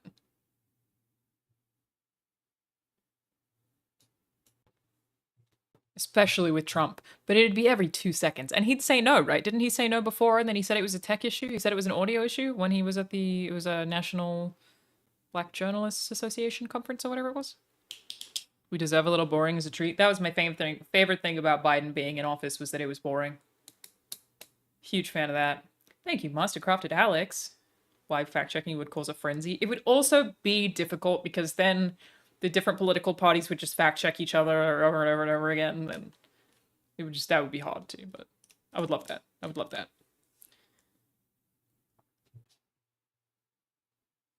The bottom line is, we win or lose political fights based on language. If you let the other side of the debate set the terms of the debate, you've already lost. In the context of immigration specifically, we have to start using more accurate language to describe what is going on and pegging our language to existing law. If you're complaining about the left using language to co-opt things to like say what you think is right, and then just say we should do that instead, aren't you just admitting to the same bias? Like if you have all this speech about how language is used to manipulate and control, and then you're trying to do the same thing. What we should take away from this is that we should peg. We should all do more pegging. And chat was right to take that away from it. More pegging.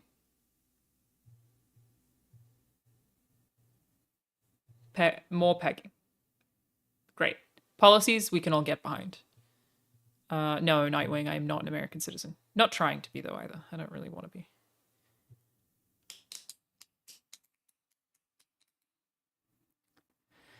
Unless they make pegging nationally required, in which case, I'll be right there. I'll be right there. We need more pegging in the US. We gotta do it. Peg the here and elsewhere, we will win more of these fights. I think is what she said before. I think they did that in these are some great examples. And another one that comes to my mind that has been completely co-opted by the left is gender. And I know you have so much experience in the history of your professional life in dealing with this. Where are we today on this issue and the language and the words and the definitions? Let's talk about the word gender. The word gender is no longer a polite way to refer to biological sex, male or female. Never was. The word now is Never was. This drives me fucking crazy. This is the dumbest talking point, in that gender has literally never meant biological sex. It has literally never meant that. This isn't some new thing that the left suddenly invented. Gender has never meant biological sex. Drives me fucking crazy. Did you not go to school? It is literally never applied to that.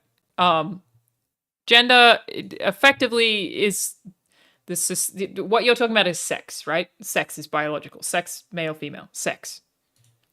Gender is a whole separate word. It's like behavioral, cultural. I learned that before there was any gender movement in the world. Before people were talking about what gender they identified as. I learned that in school. That gender was applied to gender roles and was considered cultural. Sex is biological sex. I don't know why they're acting like this is a new thing that the woke agenda has started. Counterpoint, people have used sex and gender interchangeably, but they were wrong. And I think that's the thing that's like, is changing. Yeah, right. So Reach Cave said it as well. Colloquially, people did say that, but it was used incorrectly. So like people have done that, but that's never what it meant. It was always incorrect. On all forms they say gender though? Well, on forms that say gender, they're just asking for your gender. Though that said, I think mine have always said sex, but maybe that was an Australian thing. But like they can just ask for your gender as well. They don't have to be asking for your sex. Do you know what I mean? You know what I'm saying? But it's never been that way. That's not what the word means. That's just not what it means. This isn't some new thing that the woke invented. But they are like often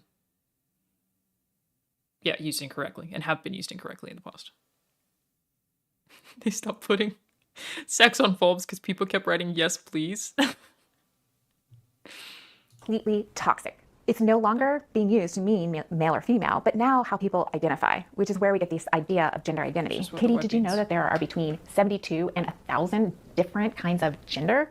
We should never use the word gender as conservatives. It's not specific and it's nonsensical. Instead, use the word sex or biological sex or male and female. I feel like we sort of agree on that. Nonsensical. Instead, use the word gender is not super specific. And if you're referring to male and female sex like you just said, you would say sex or biological sex. She kinda ate. Sometimes. Bitch, this one was right. Gender is pretty broad and can be non-specific. Bitch, we agree. I don't know about accurate terminology, but yeah, if you're trying to refer to the thing you said as biological sex, you would call it sex or biological sex. She making great points. All right. I would like to hear about these 70,000 genders, though. Let me Google that. 70,000 genders. What the fuck is this? What the fuck? What the fuck? Huh? The Supreme Court ruling that led to 70,000 forced sterilizations. Quick aside, this is from 2016. What is going on with this? Oh, did she say 72 to 1,000? I heard 72,000. You might be right.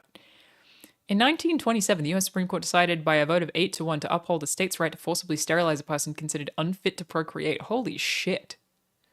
The case known as Buck v. Bell centered on a young woman named Carrie Buck, whom the state of Virginia had deemed to be feeble-minded? She got sterilized for being feeble-minded? God damn. That's crazy. What the fuck? There are all kinds of categories of people who are deemed to be unfit to procreate. The eugenicists looked at evolution and survival of the fittest, and as Darwin was describing it, believe we can help nature along if we plan who reproduces and who doesn't reproduce. Bro. That's nuts.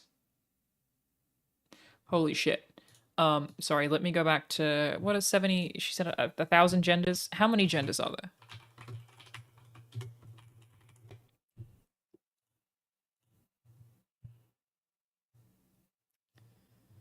Just how many? Okay. Here's a list of 72 genders, apparently. Which, to be clear, is probably too many. It's like, that seems like a lot of genders. I want to know what they are. Agender. Oh my god. Look how long this list is. Hang on. Did one of these say, what's gender puck? This person resists to fit into societal norms concerning genders. Aren't they all doing that? Isn't everybody on this list technically gender puck? Gender witched? The person is inclined toward the notion of having one gender but does not know which. Bro, that's sick. I'm gonna start calling myself gender witched. And all that really means is I'm kind of inclined. I have an inclination, but I don't know what it means. I am wearing a male shirt right now. Hey everybody, gender witched here. You can call me gender/witched. Fuck yeah. Girl flux? What the fuck? So here's my thing about gender. Call yourself whatever you want. I don't give a shit. Do I think some of this is stupid? Yep. But I've thought many things that people have said have been stupid. I still think that you should have rights. That's my take. I think some of this is fucking dumb. Cool with you being dumb. Not hurting anybody. Go for it. You still deserve rights. Aerogender, also called Ava, is gender. The gender identity changes according to one's surroundings.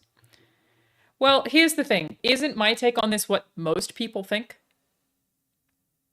Like, if my take is, call yourself whatever you want, baby. I'll call you whatever you ask me to call you. I'm calling you all in chat, whatever your usernames are. I'll call you whatever the fuck you want. Be whatever makes you happy. Happy for you, as long as you're not hurting anybody. I'm of the impression, and with the caveat that I think some of this is fucking stupid. I'm of the impression that virtually all liberals, again, outside of like a very small niche, also feel that way. I don't think that my stance here is unusual. Maybe people just don't admit it so much. Like, you do whatever you want. I'll call you whatever you want.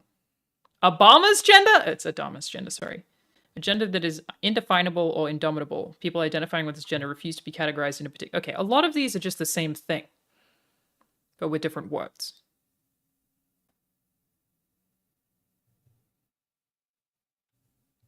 Elias gender. This gender identity stands apart from existing social gender constructs. It means having a strong specific gender identity. Again, isn't that just the same thing?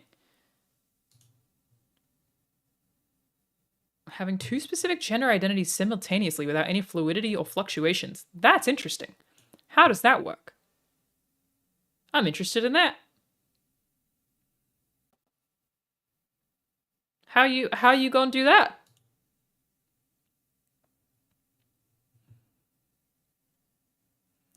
The same, what?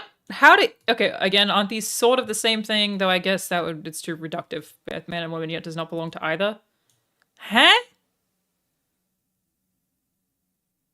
¿Por qué? I still think you have every right to feel this way. That's my take. Go for it, bestie. If that's how you feel, baby, go. That's how you feel. And I think you should be allowed to feel that way and have rights. Go for it. Confused, though. Confused. But from now on, I'm just going to pick the one that sounds the coolest.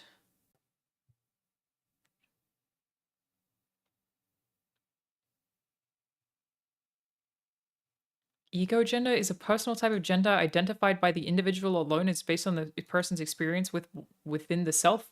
Aren't we all that? Aren't we all ego gender? Taylor Heaps, we're not taking this article super seriously, to be clear. I don't know who came up with this term, nor the validity of these things. But I am gender witched from now on. I may be one gender, but I don't know which one. Gender witched. That's what I've decided. Who knows? Could be either. Anyway, yeah, Katie says word's bad. Again, call yourself whatever you want. I don't give a shit. That's my take. You deserve rights. And this is not some crime against humanity for doing this. Especially because, like, a lot of, like, the really out there ones that get mocked on TikTok or whatever are just teenagers in a lot of cases trying to figure out who they are. That is what we do as teenagers, is you try to figure out who you are, what you identify as, and what community you relate to the most as you progress into adulthood. Why are we getting mad at people for that? Who cares? Have fun. Call you whatever you like. Go for it. I'm genderless. Sex or biological sex or male and female.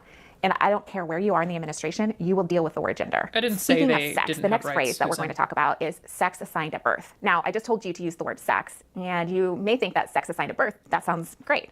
Well, actually, it's not. It's the left's attempt to change biological fact and to try to normalize their belief that biological sex can change. Unfortunately, many folks, including solid conservatives, have accepted this and don't understand the danger in using this term.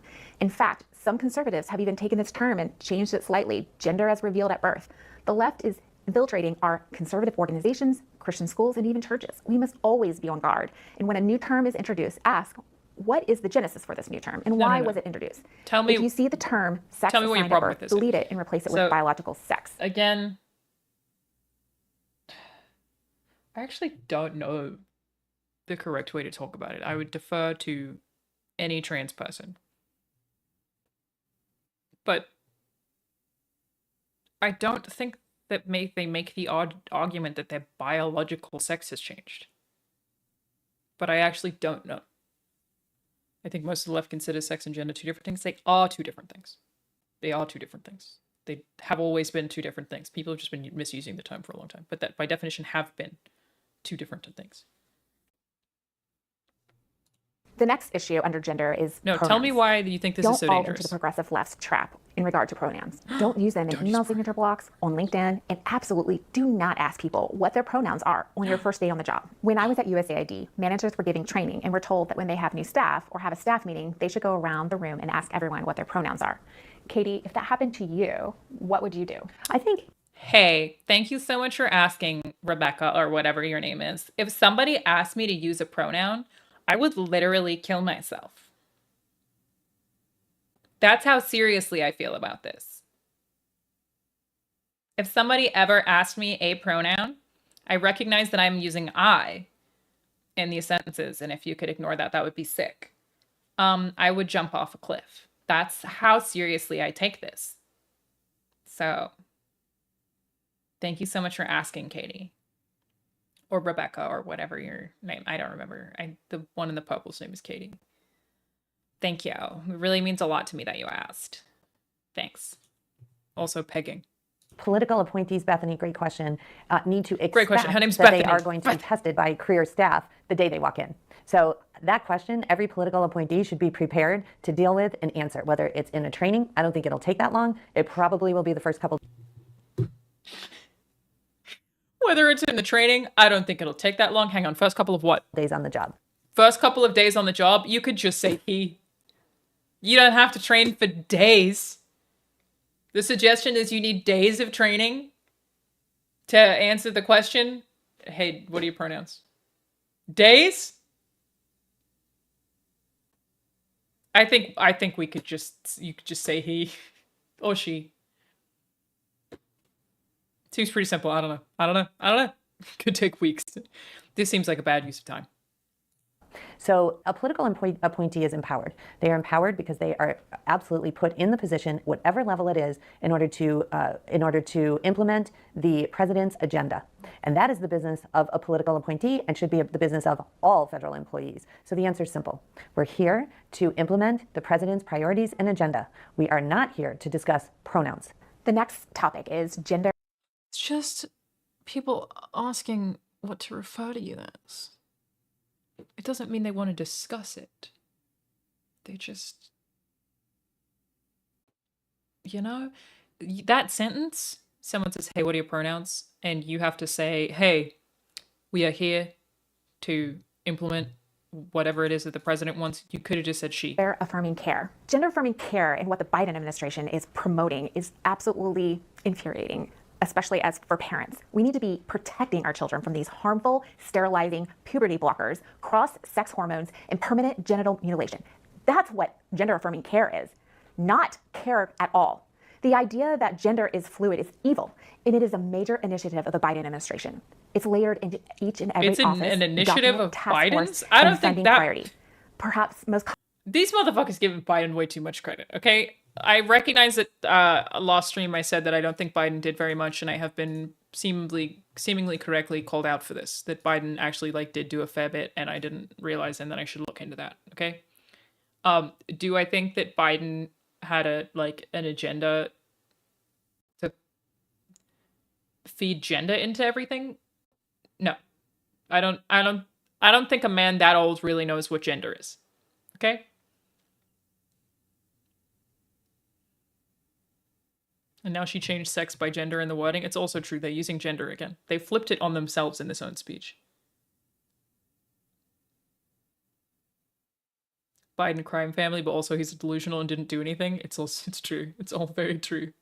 Biden be making the frogs gay. 100%, dude. Commonly known are the changes to Title IX, giving institutions, schools control over children and their gender preference, working against parents, mandating boys compete against girls. This is all done with mandating? Words matter. Change the words, change the culture. Now, Katie, I know that you've written several wonderful pieces on equity, and you've done a lot of research on this, and the Biden administration has infiltrated equity into everything. What are your thoughts on equity for the... Equity is gay. In fact, one of the gayest. Equity, woke and gay. No equity. Equity's the gayest thing I've ever heard of.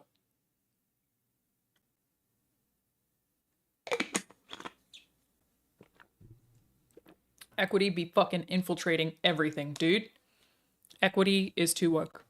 Next administration. More like gay equity. Well, Goddamn. it's a little heart-stopping. Stephanie, it's going to take a lot to rewind. That's what I'm saying. Where we are right now with this, with the left's definition of equity and how that's layered into all federal government documents. Roger Severino states it perfectly in the Project 2025 Mandate for Leadership book. Quote, under President Biden, the mission has shifted from promoting equity in everything we do, end quote, for the sake of, quote, populations sharing a particular characteristic, including race, sexuality, gender identification, ethnicity, and a host of other categories, end quote. Equity no longer means all men are created equal, the cornerstone of our U.S. Constitution, but rather now mandates the government to dispense. That's not what equity means. That was never what equity meant. That's not how equity works. Equity does not mean that. Equity does not mean all men are created equal. That's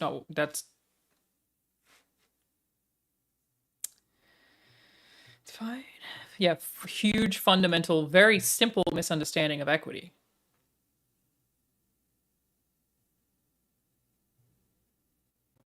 Equity is just supposed to mean that people are free from bias. It means that you are treated fairly in a way that considers and effectively removes bias. That's what equity is. It doesn't mean all men are born equal, because they're not. With unequal treatment in order to achieve what they believe to be equal outcomes. This creates divisiveness, not equality. No, there is no unification under these principles. Wrong. It is more of a competition of what class is more of a victim, so that particular class can receive the preferential treatment being handed out and mandated by the Biden administration. It's important to note that the very first executive order that President Biden signed... It's just so crazy. Like, this is just two people. This is obviously not reflective of all conservatives. But that stance of people who are treated with less equality do not deserve a change in that is basically what she's saying there, right? That is such a difficult thing to...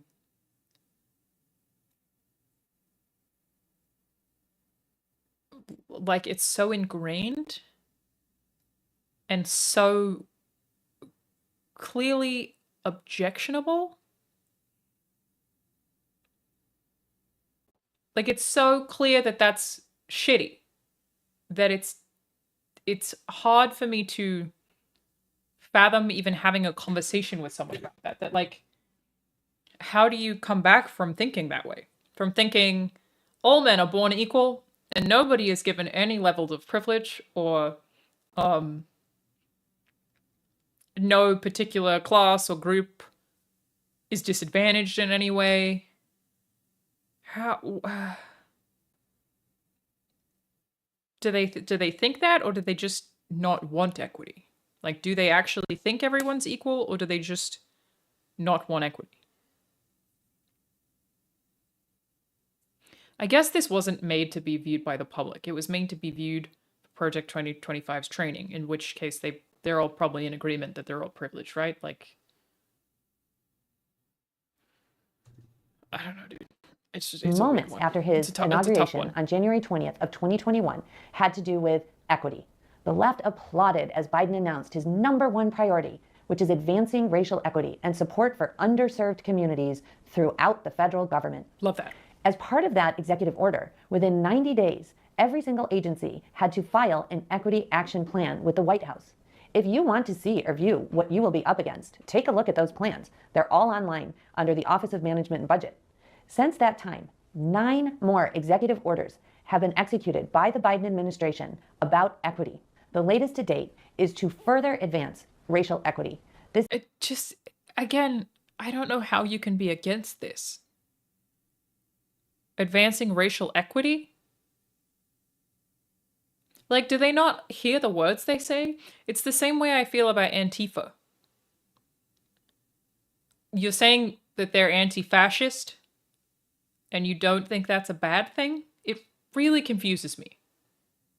So you're saying, sorry, you do think that's a bad thing. You're saying the phrase Antifa, and you're saying anti-fascism bad. Difficult to entails comprehend. New positions and responsibilities to be embedded into every single agency and office in the federal government. And there is also a directive that all funding that is given out by the federal government prioritize unequal treatment of the American definitely people. Don't know what equity is. The noxious 100%. tenets of critical race theory and gender ideology should be excised from curriculum in every single public school in this country. So Katie, this is a lot to absorb. So how do you suggest that we tackle the problem? I know you were the head of a grant office at DOJ and you had a lot of paperwork. What are your suggestions? Well, I found that developing a process for each type of document was crucial to reversing the words and definitions from the Obama administration. Here's an overall strategy to implement. First, look for any OMB, that's the Office of Management and Budget, White House Office of Management and Budget guidance. Really on the language. You'll want to instruct career employees really made a whole that video about whatever this. level you are, you want to be informed of all OMB guidance and how it is being implemented internally. If you remove old pronouns from careers documents, that will just be get hilarious. an OMB circular I hope or an they do OMB that. advice, and then they just go Good along luck. and they either ignore it or they don't put it in. How's that gonna go? You want to be involved in the process. You want to say, every single thing that comes in, I want to make sure that it is actually being implemented. This Great can point, easily be RFE. handled at the senior advisor or even special Equity, assistant inclusion, level. BLM is all woke and gay. Great point. Great point. The second thing you need to do sick and quickly transition. are look Editor at got guidance schmancy on that one. documents. All And I've talked right. about this in other trainings. Guidance documents are simply a federal career employee's interpretation of a statute, of an appropriation given by Congress, of a rule or regulation, and how it's going to be implemented. A guidance document is not binding. It is simply, in some ways, just their opinion. The problem with a guidance document is that it has a tremendous amount of authority, because if you are looking to an agency to find out what they're looking for your grant or how your grant program will be implemented or what rules they have around it, you're going to look at those guidance documents. They end up with a tremendous amount of authority. It really ends up being the career's agenda being forced onto the American people. It's supposed to be Of course, sex. the It's a only, sex. real career is a sex. institution that can give us a definitive interpretation of any kind of grant program, appropriation, or rule. So most likely, the Office of Management and Budget will come out very quickly with a plan to take down all the guidance documents that are currently up that reflect the Biden administration's agenda. So you'll first want to look at that process. We got to stand for this one. She's making great points. The second layer is to absolutely look at things that may not appear to be guidance documents, but are. For instance, one of the documents on our website was supposedly done by a Rutgers professor, and so it looked like it wasn't actually career guidance. But when you really dug into the document, it was not part of any kind of grant program, and it really was just a career who asked a whole bunch of questions, and a Rutgers professor said yes. So it really, in the end, was a guidance document, and we brought it down. Another really frightening example when I was running the Office on Violence Against Women was a provision in the Violence Against Women Act that about gender identity. And if you identified as a woman and you showed up at a woman's domestic violence shelter, you had to be accommodated. There were lawsuits, of course, about this as predators used that in order to gain entry into a place where there were vulnerable women. I'd like to see Seemed to me statistics to be for that exactly too. opposite Did of, they? you know, The intention. Yeah, the intention of the Violence Against Women Act. In any event, it was directed toward just the Citation needed Office for a on Violence lot of Against this. Women programs. It was in the Violence Against Women Act. But in the Obama administration, the entire grant-making component of the Office of Justice programs, which I later went on to run, the head of that office actually wrote a guidance document that Are these said women also that feminists? the provision... That's a good question. Like, are conservative women feminists? I mean, like, I know J.K. Rowling's a TERF, right? Which is when you're, like, so feminist that you become transphobic. I don't know. Do they count as... They probably do, but they probably don't use the word, or it applies in a different way.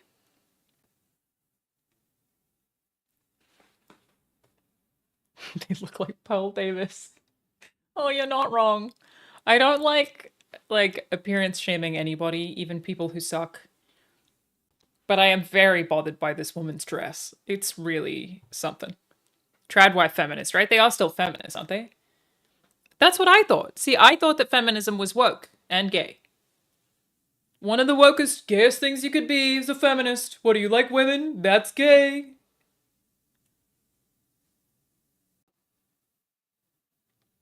But I don't know if conservatives are like, they probably like care about women's empowerment, but wouldn't want to call themselves feminists because that would be woke and gay, right?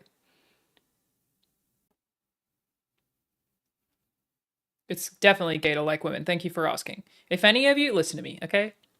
If any of you out here has ever liked a woman, that's woke and gay, and I'm going to need you to apologize for what you've done to America. Okay? If any of you are even watching my stream right now, brother, bad news for you, bucko. That's woke and gay. I'm a woman, and that's really gay of you. And you're the problem. You're the one who's killing the kids in America, okay? You're the communists running around supporting women. That's the gayest shit I've ever heard. Having sex with women, gay. Looking at women, gay. Watching women on Twitch, extremely gay. Having a wife, gay. Having a mother, holy fucking shit, that's so gay, dude. That's disgusting, and we need to peg all of you. Apologize to the American flag for being just woke and gay. That's enough. Liking women? Absolutely not.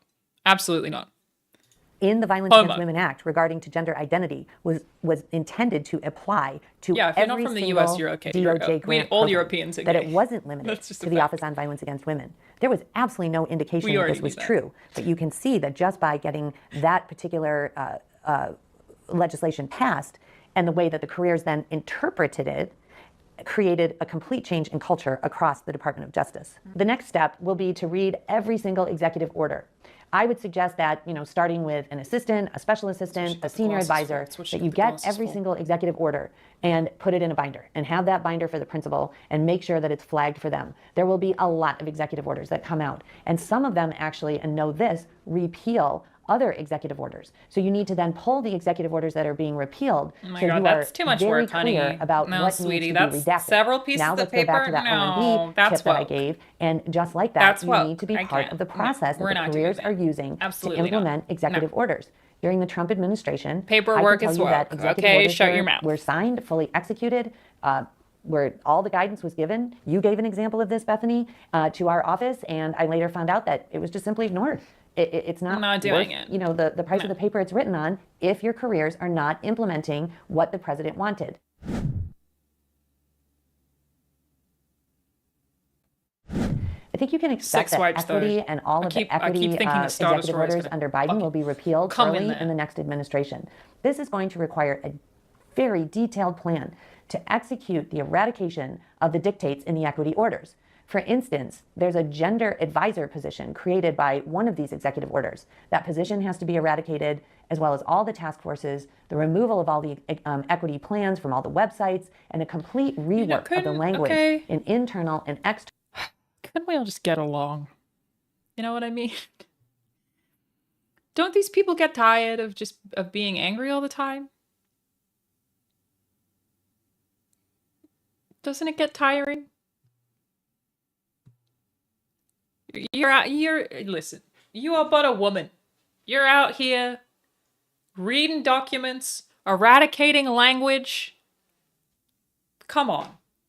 You know, couldn't we all just get along? It's a lot. It just, okay, and I think that you need to just take a walk. Maybe. You know? You don't want to read. You don't want to read all those documents. Come on. Not with those glasses. You don't want to read. You don't want to eradicate nothing. You want to scream on the internet. We know you do. Stop pretending. Stop pretending. We know you don't want to read documents. And that every time you see a pronoun, which includes the word I, by the way, you're going to have to rewrite the whole thing. Just, go get your nails done. Or something. Okay? It's not just, could we just chill out? It's a lot of big words. Policy documents just need to and chill grant out. applications, which leads me to grants and rules and regulations. Well, grant and grant programs are funded with your federal tax dollars. Fentanyl. And they are appropriated by Congress. This should have a lot more alien You are told content how than I much money expected, you to be have honest. for what particular program. And typically your appropriations language will just give a very brief description of the program. And You that's can't say the direction that appropriations, Congress that's has woke given and the gay. agency. Every single grant has conditions. You want to think of this like a carrot and a stick. You can have your federal money in order to support your program, but only if you agree to certain conditions, which are built into the grants. When I began at the Office on Violence Against Women, our grant applications were 75 to 110 pages long, pages and pages of guidance that had no statutory or congressional counterpart, and tons of conditions, the conditions that you would need in order to receive the money, and you would need to continue to live with those conditions throughout the time of your grant. For instance, to receive grant money, certain programs would have to show a partnership with an LGBTQ support group. There was no language in the appropriation for that grant that an LGBTQ sub-grantee was mandated. The career said it was best practices, and it was an Obama administration priority. This condition on many grants funded a lot of LGBTQ organizations. So we removed that language and we removed those conditions as we wrote the grants moving forward. Ugh, you can't just swipe away from fuck the LGBTQ. Rules and regulations What's wrong with also you? need ultimate political Why would you sign-off even act like that's a good and thing? a tremendous amount of political involvement. The suicide Your rates careers may in draft initial, young the initial LGBTQ documents, the rules and regulations, people but there should so be high. multiple Harassment, political bullying. edits on the final proposed rule or What's wrong with regulation. you? The left is excellent about holding a process. So you want to expect and prepare for thousands of comments coming from tons of left-supported groups on any rule that you put up. So expect that and have a plan to deal with those thousands, tens of thousands of comments in order to move the president's agenda. If you are prepared to deal with the comments that are coming in, I also then you like are going to part of this is they keep talking about the president's agenda, which is kind of counter to Project 2025 because Project 2025 seems to be these people's agenda that they intend to force on a Republican president rather than the president's agenda. You know what I mean? to let them delay the rule because they have to be responded to, each one of the comments. The careers will want to follow the system that's currently in place for handling. Meeting Pants, which is a great username, by the way. Great username. Conservatives view the LGBTQ community as moral degenerates, at least MAGA does, at least Christianity does. I don't even think Trump gives a shit. I think he pretends to on that particular issue. Because there are a bunch of photos and videos of Trump in the past partying with the gays. I don't think he even gave a fuck about that until it was politically convenient. He wanted to be Mr. Hollywood. So it's like, at this point, I don't think Trump can control when he gives a shit. Also true. I mean, yeah, it's just about his ego, really. But like, I don't think he gives a fuck about gay people existing. He's just gonna say whatever he needs to for Karen and Bethany to vote for him. It's weird that MAGA would care about that. Again, I think he's paid for plenty of abortions and he's partied with gays. They weren't prepared for Trump win 2016, so this is real preparation in case a future Republican wins. That makes sense. And maybe it's like well, no, it definitely is based on language in Project 2025. Again, I went over it in stream. It is definitely a, holy shit, we need to make it so we can't lose this again as aggressively as possible.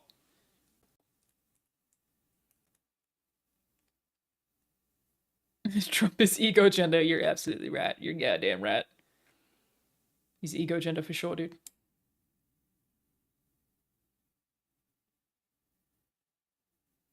Yeah, not to mention the pedophiles, 100%. Why do we all just ignore how often he was on Epstein's flight list? Wasn't it like 6 times? Why does that not come up more? Also, Bobby Kotick is on that in his little diary. I like mentioning that. Bobby Kotick. Y'all know Bobby Kotick. Activision.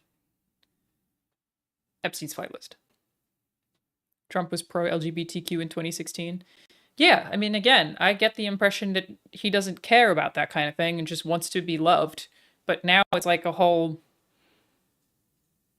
They're not... My point here is they are not trying to implement the president's wants. They keep talking about your whole goal, your whole job is the president's agenda. No, it's what you're trying to do is usurp that effectively to get whatever you want from a president that you know is really malleable. Comments or easily conditions manipulated. or how grants are written. You are empowered as a political appointee to adjust these processes as long as you are meeting all legal requirements. So you may have to deal with pushback, but really look at your process and change it. So that the gays can't get help. And equity is actually bad. A tip here. What's wrong In with addition to the sheer volume of guidance and conditions to grants and explanations of proposed rules, is to ask careers to explain a grant program or the need Royal for a Yard rule. said, I always said Trump is not racist. He's just as likely to throw any other race under the bus if it helps him. I have to at least admit that he hung around with gay and black people before it was that common. I have a black friend who works in entertainment who technically had to work with Trump in that they needed permission to film outside of his building in New York. He was like, he was fucking awesome. It's so weird. He was like, the dude was really friendly and really cool and so happy to help us and like told everybody to fuck off on that street. He's like, I don't understand any of this. I'm like, well, yeah, it's just, I don't think Trump really has morals or, I don't doubt that he's actually racist, but I don't think he has a ton of morals or principles anymore other than just ego. Like he's just driven purely on ego. So all of it is, how do I get as much love as possible? And right now, the love he can get is effectively like a cult fandom from conservatives. So that's what he believes. That's it. Like, what a dangerous person to have as a fucking president. Money and power drives his attention. Yeah, and love. Again, I think he's a little more Homelander than that. He just really wants people to like him. Just really, really wants people to like him. I also agree that Trump is definitely racist. Like, you can be nice to a black person asking to film outside your building and still be racist. He said way too much racist shit. But I don't think he would have campaigned on it if not for just desperately wanting someone to love him. And the hardcore conservatives are the easiest people to trick. Homelander. Clinical narcissism, yeah, 100%. Yeah. In 2 sentences. It is astonishing. Like the way he reacts when someone challenges him at all is like, that was so rude, fuck you. It's like so to actually accomplish this. And finally, use your common sense. True, I don't disagree. Even That's most if career you see politicians. something that isn't directly addressed by an executive order or an OMB circular or directed by your agency head, you want to use your common sense to redact the words and definitions which are weakening our nation. As we have discussed, certain words and phrases used together have hidden definitions. A really good example is social emotional learning. That's actually the new buzzword for CRT, or critical race theory. Here's a tip. When you see phrases, any phrase like this, one that sounds innocuous, Ask your careers to identify the origin of that phrase. Where did it come from? And if Why it's are liberal, you using that kill phrase it! particularly? What does it mean based on the original intent of those words? Yeah, then if you And look up then equity I and would gender, highly you're recommend fucked. you start your own research. If you As look a up what last equity note, means, you're in plan trouble, to read a Bella. lot of documents. Know how your careers are implementing the president's executive orders, OMB directives, and be very involved in that process. I can't stress enough the need to control all documents. Create a system where nothing goes We out, gotta nothing is control the published, nothing is put on documents. your website without review by a delegated political or the principal of any Thank you so much office. for asking, Medallion. I'm Ask drinking lots my of homemade smoothie. I questions call it the and Hulk. do not make assumptions. Thank you, And okay, the finally, Hulk. It's a lot if of a protein. career I think it's employee like 40 rushes in grams of and protein. says it is an emergency, and I think a lot of people who are an assistant, chief of staff, maybe senior advisor, Alright, or I'm bored. special assistants I'm bored. are going to have careers just descending on them. We gotta talking speed about this how up. it's an We gotta emergency, speed the that principal up. signed something. That's a red flag. Right We away, it's gotta a red get flag. through with that. By the time you get into your position, you will realize that the government moves very, very slowly. Just think about Yeah. your clearance process and how long that took. Thank you. These Oh documents yeah, my need clearance to be read process took even a long more time. carefully. If a career thinks they can push you to sign something by giving it to you at the very last minute, that will become the norm, and it will hinder your Thank you. ability Great to point. actually go through a process, read things, edit things, and make sure that they are completely in line with the president's priorities and agenda. The president's Again, agenda not will be the in peril from your president's office agenda, if you allow your this agenda, but- emergency kind of process. Katie, Go on. that was great. Thank you for taking us through that process. Do you see? Thank you so the much, monster Katie. is in the attic, and it is layered in virtually every document in the federal government. Grant applications, rules, regulations, internal and external policy documents, guidance documents, tweets, speeches, and panels. Every one of these phrases or words that are not corrected by being redacted or rephrased is a failure of the presidency. As the Heritage Foundation's Wow, president, that's Dr. bold. Kevin Roberts, boldly and courageously states in the Mandate for Leadership, the next conservative president must make the institutions of American civil society hard targets for woke culture warriors. This starts with deleting the terms I know I said this on the stream where we read over Project 2025, but woke culture warriors is sick. Like, I feel as positively about being a woke culture warrior as I feel about gender witched. That's awesome, actually. I'm a woke culture warrior, dude. Warrior? That rules. sexual orientation and gender identity, SOGI, diversity, equity, and inclusion, DEI, gender, SOGI. gender equality, gender equity, gender awareness, gender sensitive, abortion, reproductive health, reproductive rights, and any other term used to deprive Americans of their First Amendment rights out of How do any of these terms deprive anybody of their First Amendment rights? And again, it's so crazy to write things that are like so clearly positive and take them so negatively. Diversity, equity, and inclusion. You think any of these things are bad. It's so difficult for me to fathom. Gender equality. Reproductive health, reproductive rights. These are terms that deprive Americans of their First Amendment rights? Reproductive health? But what about my First Amendment rights? Not if you mention health. I mean, to be fair, America really owning that, that they are, number one Western country that is really bad about healthcare. So it is woke and gay to care about health. Counterpoint. Health, woke and gay, and anti-First Amendment. Great point, great point, great point. every federal rule. Oh, I got my shirt from Culture Kings. Isn't it cool?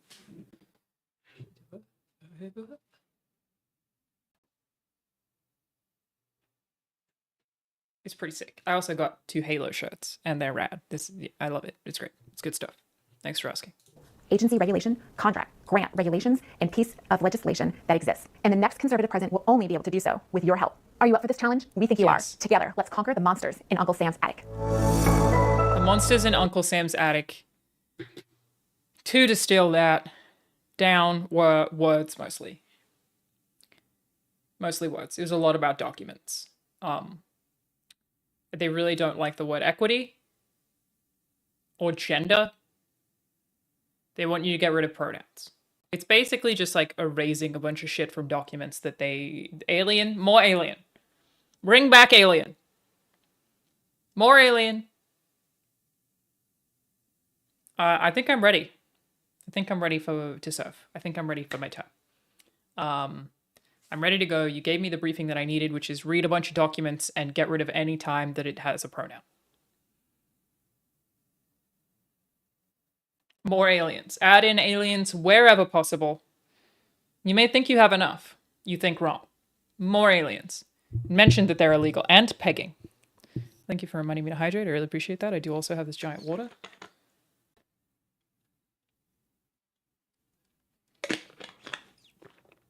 I have this in an upcoming video that I just haven't yet edited. It'll probably be up in like another couple of weeks.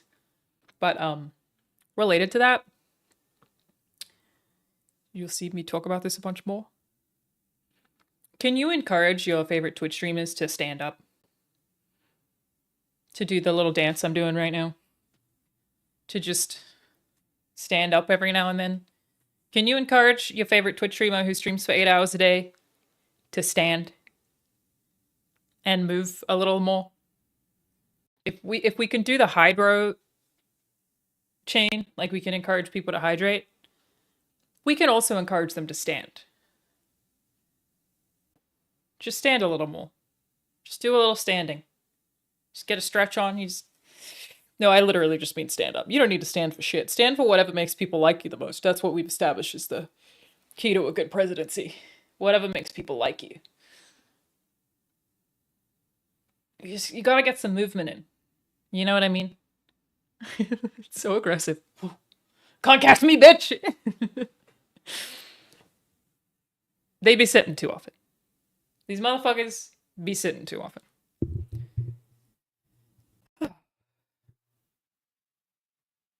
Thank you, Pingus Gaming.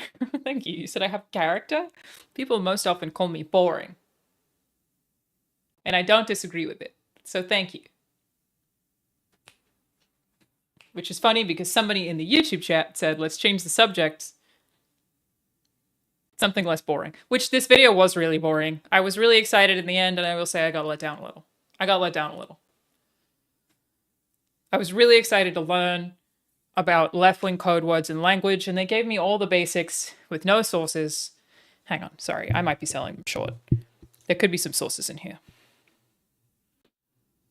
There are no sources. I wonder who leaked these. Am I a legal alien? No. I'm no longer classified as an alien. I was an alien for my first 8 years in the country. I was an alien of extraordinary ability. I'm now a resident. Still not a citizen, like I said, can't vote. But I'm no longer an alien. Wait, are we trying to get into the alt-right grifter pipeline? I don't need to try. Alison Pearson is already there. She's already there.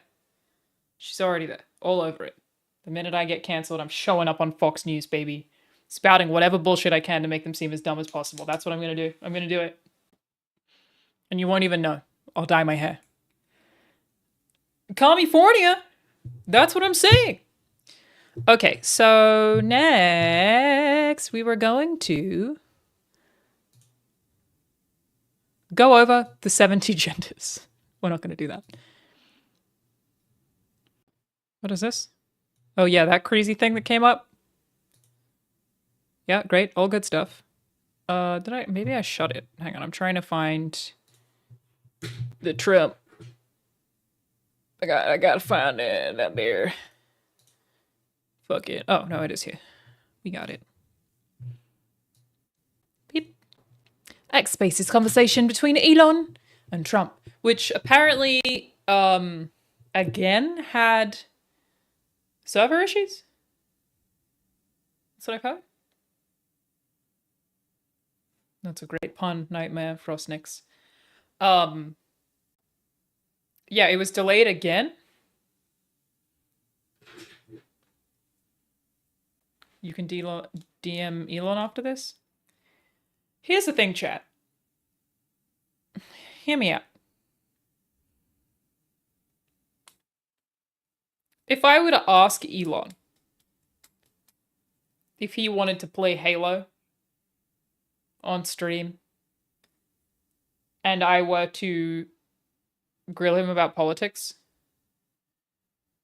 do you think that people would just be so mad at me for doing that it wouldn't even be worth it? Like, do you think that I would just get so cancelled for even platforming him that it would not even be worth it?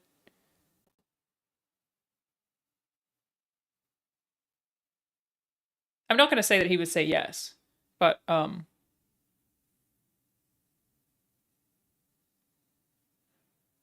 just not sure. Like, would it be considered so negative that I would even be platforming him? Do not platform Elon Musk. Again, I'm asking... I also don't think he would do it, but he's spoken to me about playing video games before. But this was like before he became evil. What does my heart say? I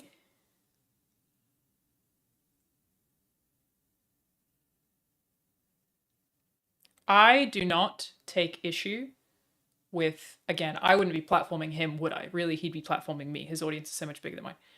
I do not take issue with somebody of a different political background talking to somebody of a different one, as long as you check them.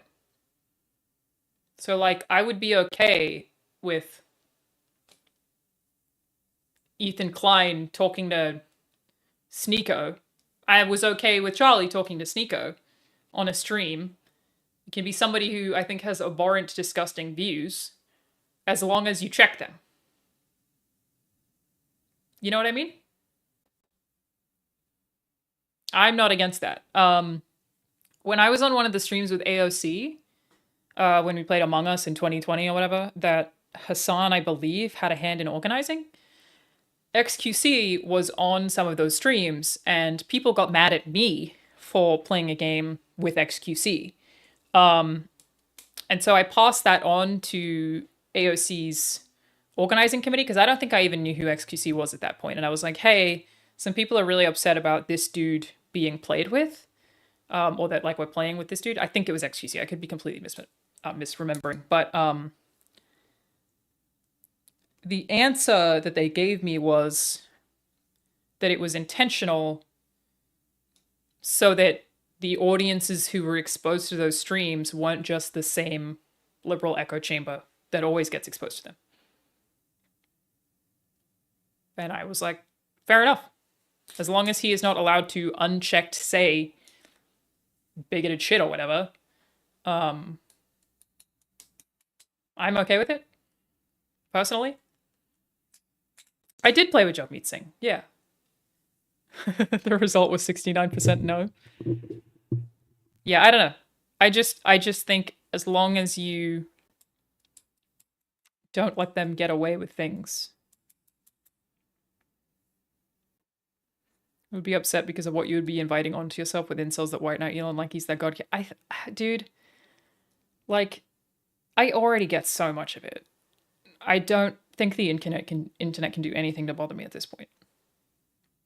Like, I already get so much shit that I don't, like, you could give me Elon's whole angry army and I don't think I'd care. I don't actually know many of XQC. I don't know, like, what his issues are. Someone said I don't think he was even brain rotten back then. He was semi-regressive. But yeah, I don't really know that much about him, to be honest. He isn't a bigot. He's just politically illiterate sometimes. That makes sense. Not everybody has to be politically literate. But yeah, I don't really know. I don't know that much about him. I think it depends on what the target audience is. Winning over the uninformed and misinformed by platforming someone is okay, but you will never win by appealing to a bigoted audience. Well, I'd never try to appeal to them. It would be for all of you. Am I a communist? Yes. Yes, I am. You're goddamn right. I'd rather you invited a sane Republican who might have opinions that aren't just talking points. Yeah, but I don't have access to those.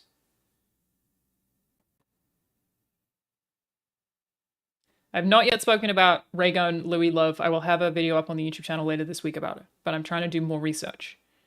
Deep dives. Northern Lion? Maybe. It may not have been XQC. This was years ago. I barely even remember. Okay, so they got hacked apparently. Assassination attempt. Stopping illegal immigration. Let's jump to that, shall we? 2004.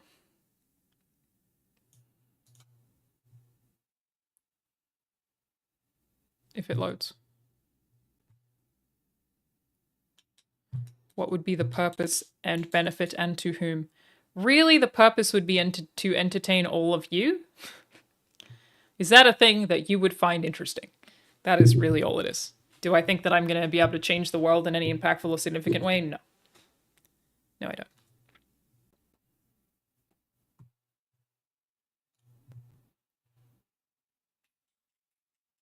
Is everything okay here, bud? I have very fast speeds.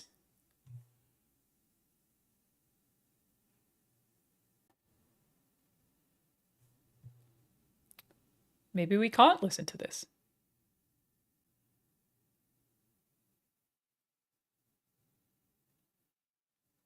Maybe this can't be listened to. Everything okay? It's trying. Doing its best. Weird how firing all your engineers can backfire. What do you mean? It functions perfectly!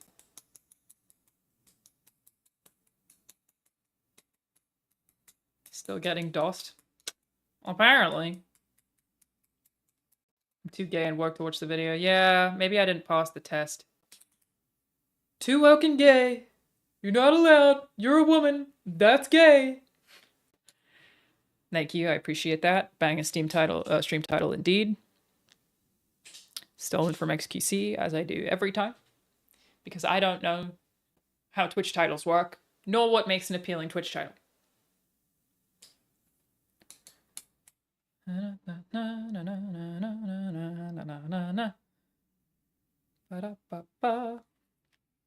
Isn't gay related to communism? Yeah, communism is gay. Communism is when gay.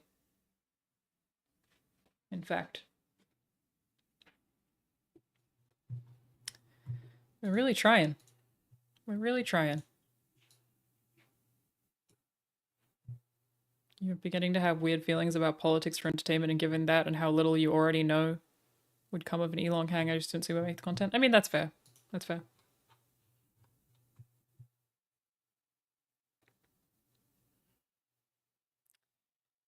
Is there somewhere else I can find this? Because this ain't working.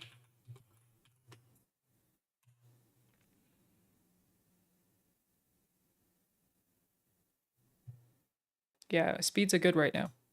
I ain't got no speed problem. Try to stop in the beginning and fast forward? Yeah, you might be right. Maybe it'll help with buffer.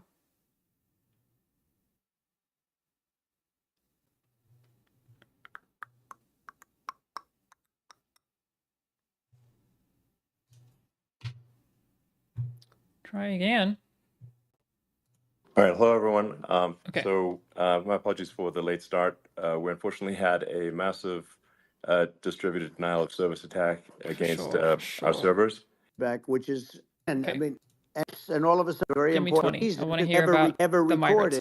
Who, Well, I was going to. Just, again.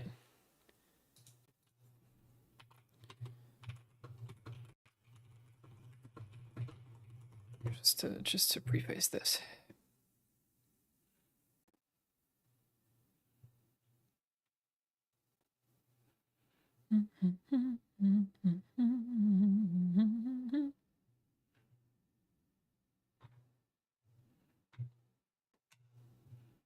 I'm not vetting this source. I don't know who this is, to be clear, because I'm trying to do this very quickly.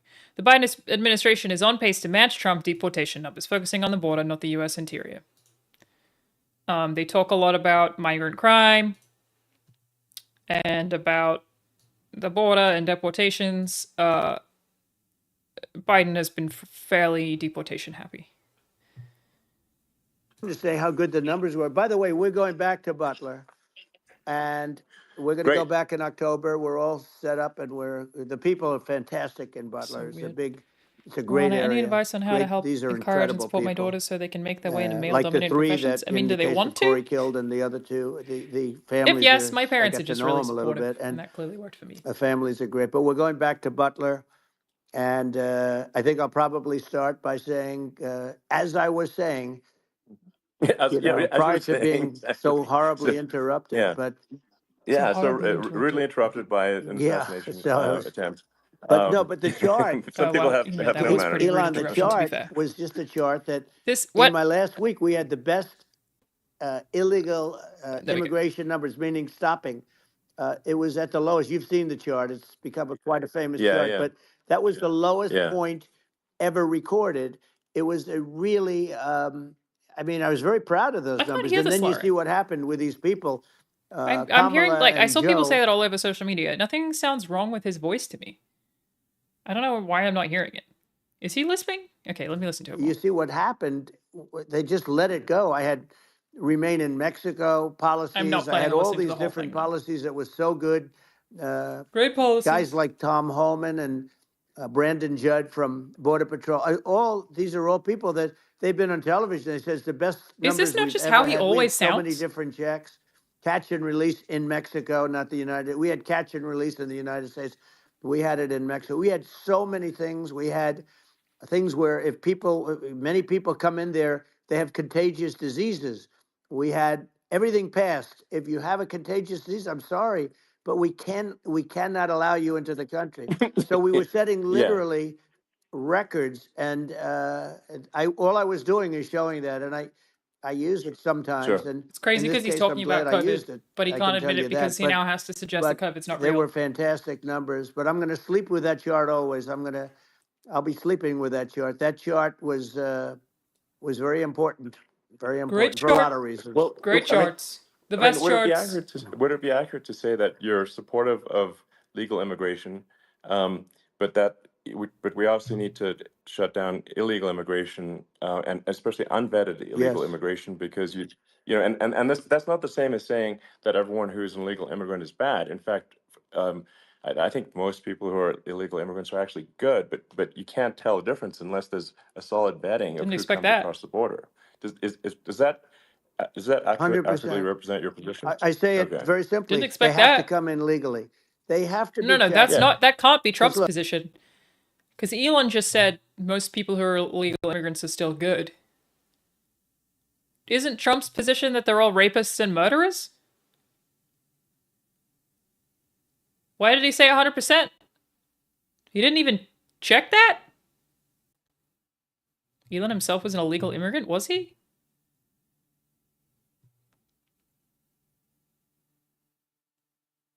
Yeah, that's what I'm saying. It's like, isn't it his whole stance that they're all bad people? Why did you agree?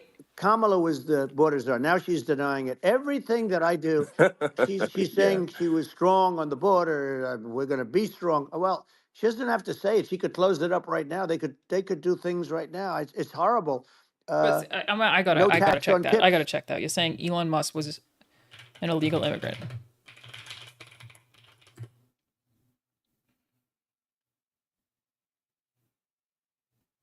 Do you have a source for that? Person who said that, do you have a source for it?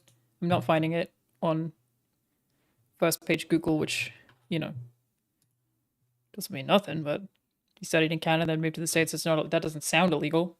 Well, you can't send a link. You can give me the website name. It's on Hassan's Twitter. Okay, let me look it up. Hassan Piker. Hassan Hobby.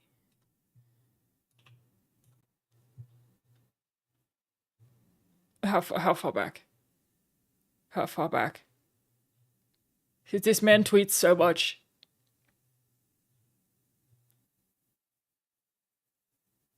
He's right, I think. To me, it doesn't sound like he has a lisp. I don't want to ask Grok shit. I went over it? Oh.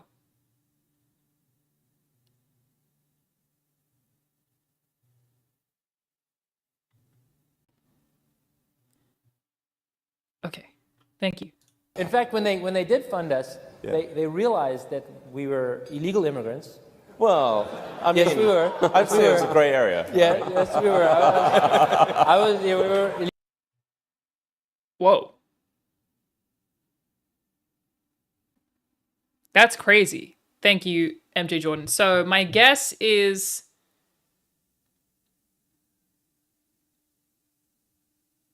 they probably weren't illegal immigrants in that they probably came on a... Okay, here's what they probably did that's illegal, right? They probably came on a visitor's visa and then did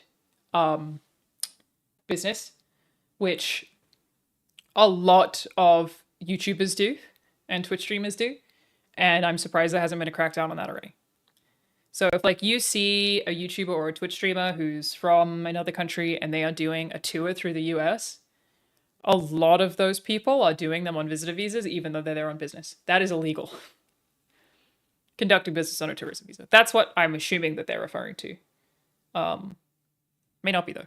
It could be overstayed visa, yeah, but like overstaying the visa is really stupid. Like, I know someone who has been barred from the US for 10 years because they overstayed their visa and is still not allowed in. So they had a 10-year ban because they overstayed by like a week, and are still not allowed in the country. To be fair, he's brown.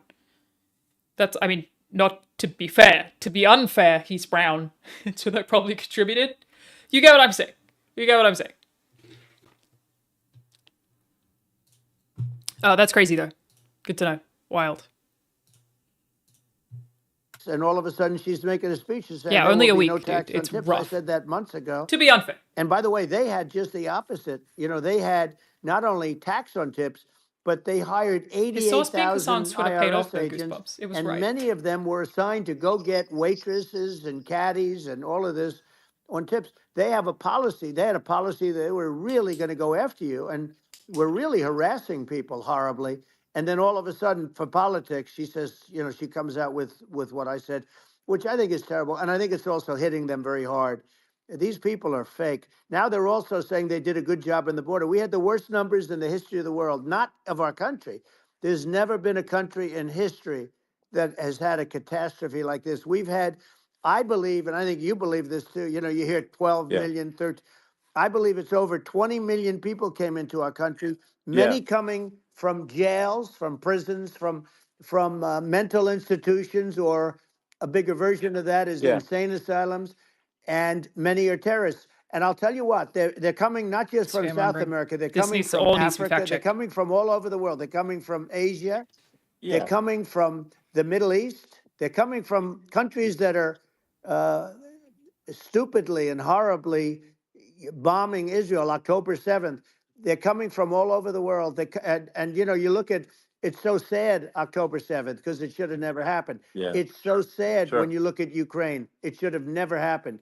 We have a defective government. These are defective people, and they're not people that should be running it. But where you see it the best is the border, because you have millions of people coming in a month.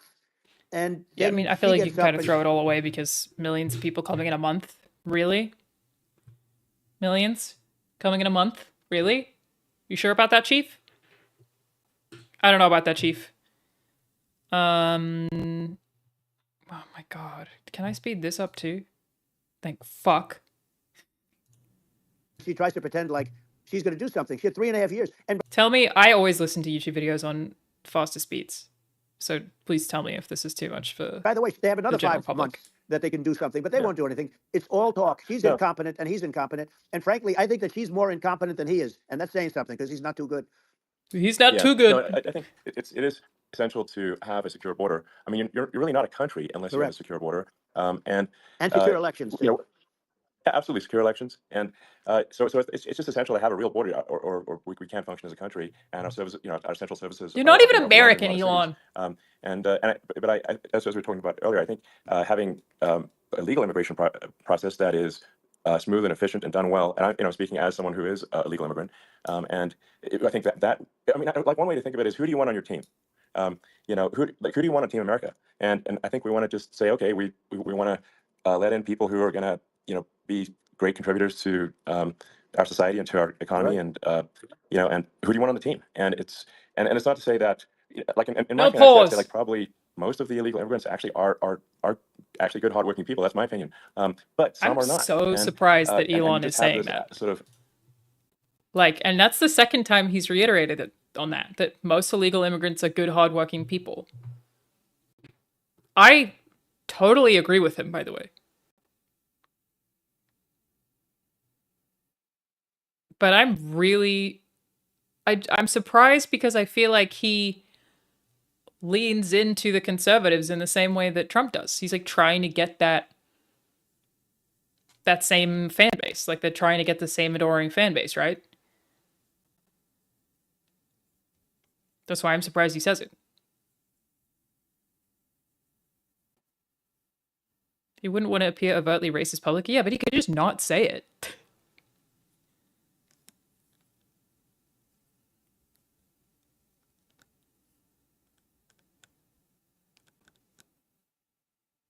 Like if you didn't want to say it, you just not say it. Also, we have an ad break starting in 40 seconds, everybody. As a reminder, if you want a sub, you can skip the ad. And I, at 700 subs, will be giving away very cool, very limited Bioshock Collector's Edition that's going for like $3,000 on eBay. If you want. To make him seem more appealing and intellectual? I don't know, dude. Thank you, Kishu. No, it sounds like he is an illegal immigrant, actually, who just became legal and nobody cared because he was rich.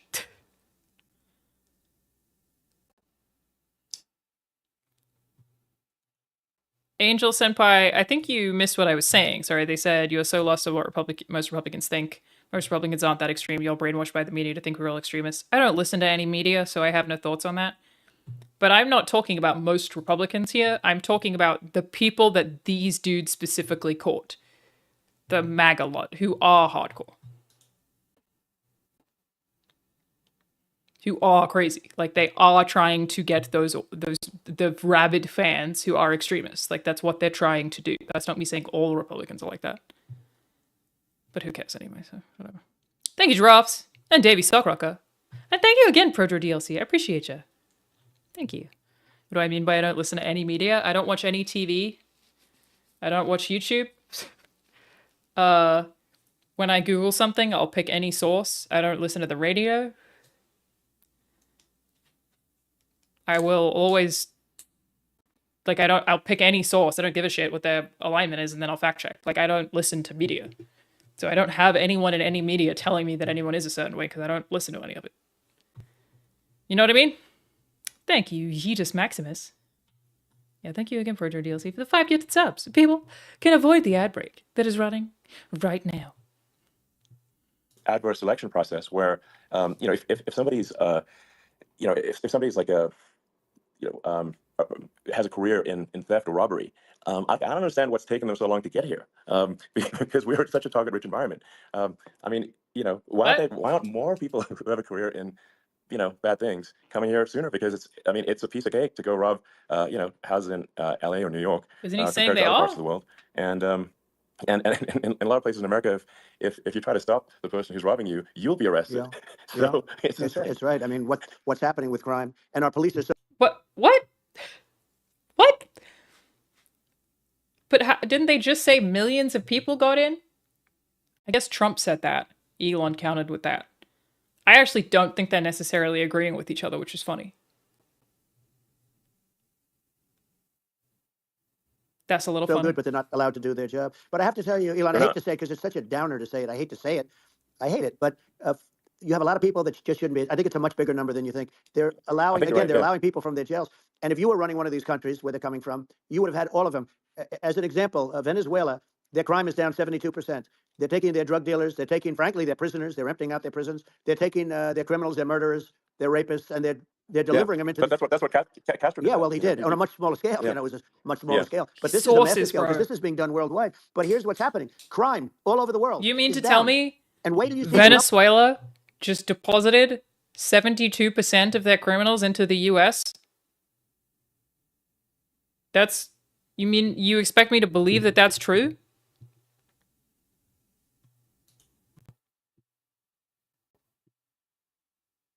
numbers that we have. This is migrant crime. This How? is crime that's going to be. And I saw it today in New York. How would that where even somebody was function? knifed Migrant where they, crime is not real. raped the girlfriend of a man that stood there watching in New York in one of the shelters and started pulling out the knives, and bad things happen today. But this is happening every day. These are rough people. These are people that are in jail for murder and all sorts of things. And they're releasing them into our country. And they're telling them, if you come back, we're going to kill you. We're going to give you the death penalty or kill you. So they don't want to come back. But these are rough people. These are criminals that make our criminals look like nice people. And it's horrible what they're doing. And she's in charge of it because, now she's trying to say she had nothing to do with it. Kamala is in charge of that? She was called the border czar the first day, and it was on the headlines of every newspaper. She's the border czar. And she never even went there. She went to one location which had nothing to do with where the problem is. Let's see if there's any she went in and out. evidence for this Venezuela thing. Like, I know this isn't true, but let's see what he's referring to. Trump, Venezuela. Like, just give me anything. Wait, what? He also said that he would go to Venezuela if he lost the election? Oh, because their crime's down. Because they gave us all the criminals.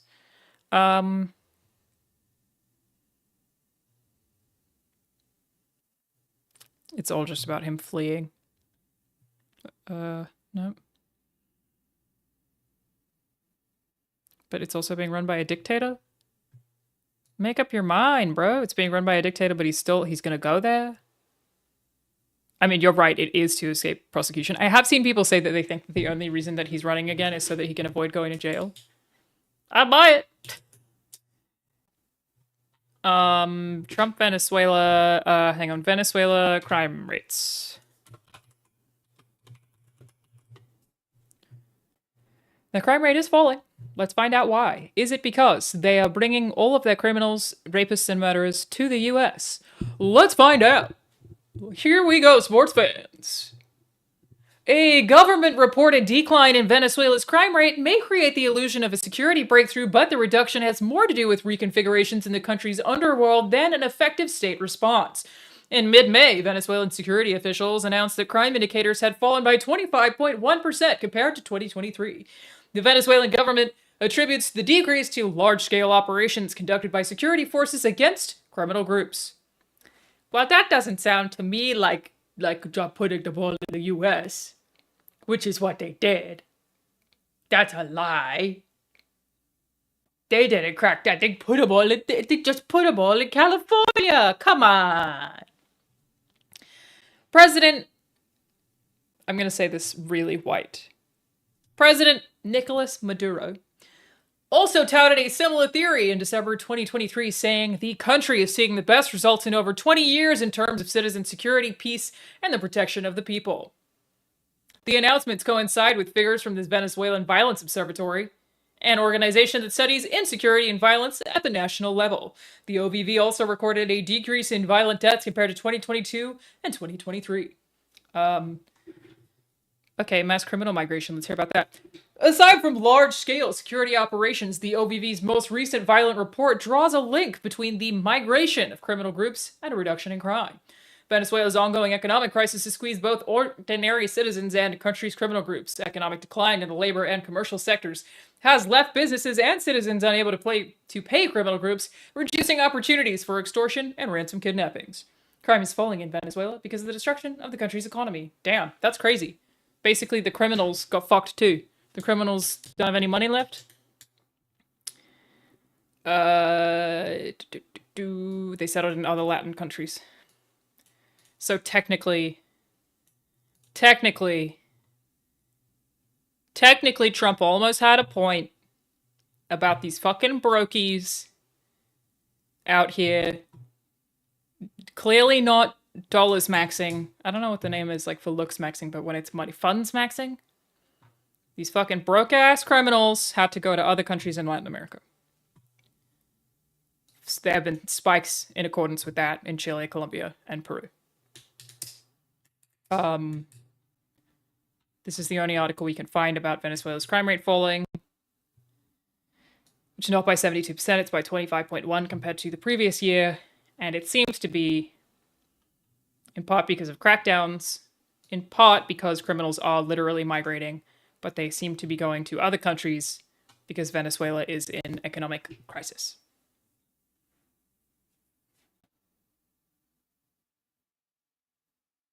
So he had something. Maybe he read mass criminal migration and said, I can use that. No evidence. And admittedly, I've not looked very hard, to be fair. But I'm not seeing any evidence that 72% of Venezuela's criminals have migrated to the US. We could maybe look harder and find that, but I doubt it. No, there is no mention of them coming to the US.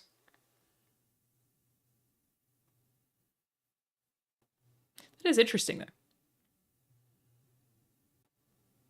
Official reports make it impossible to verify the data. In addition to lacking documentary support, some statements on the crime reduction have been inconsistent.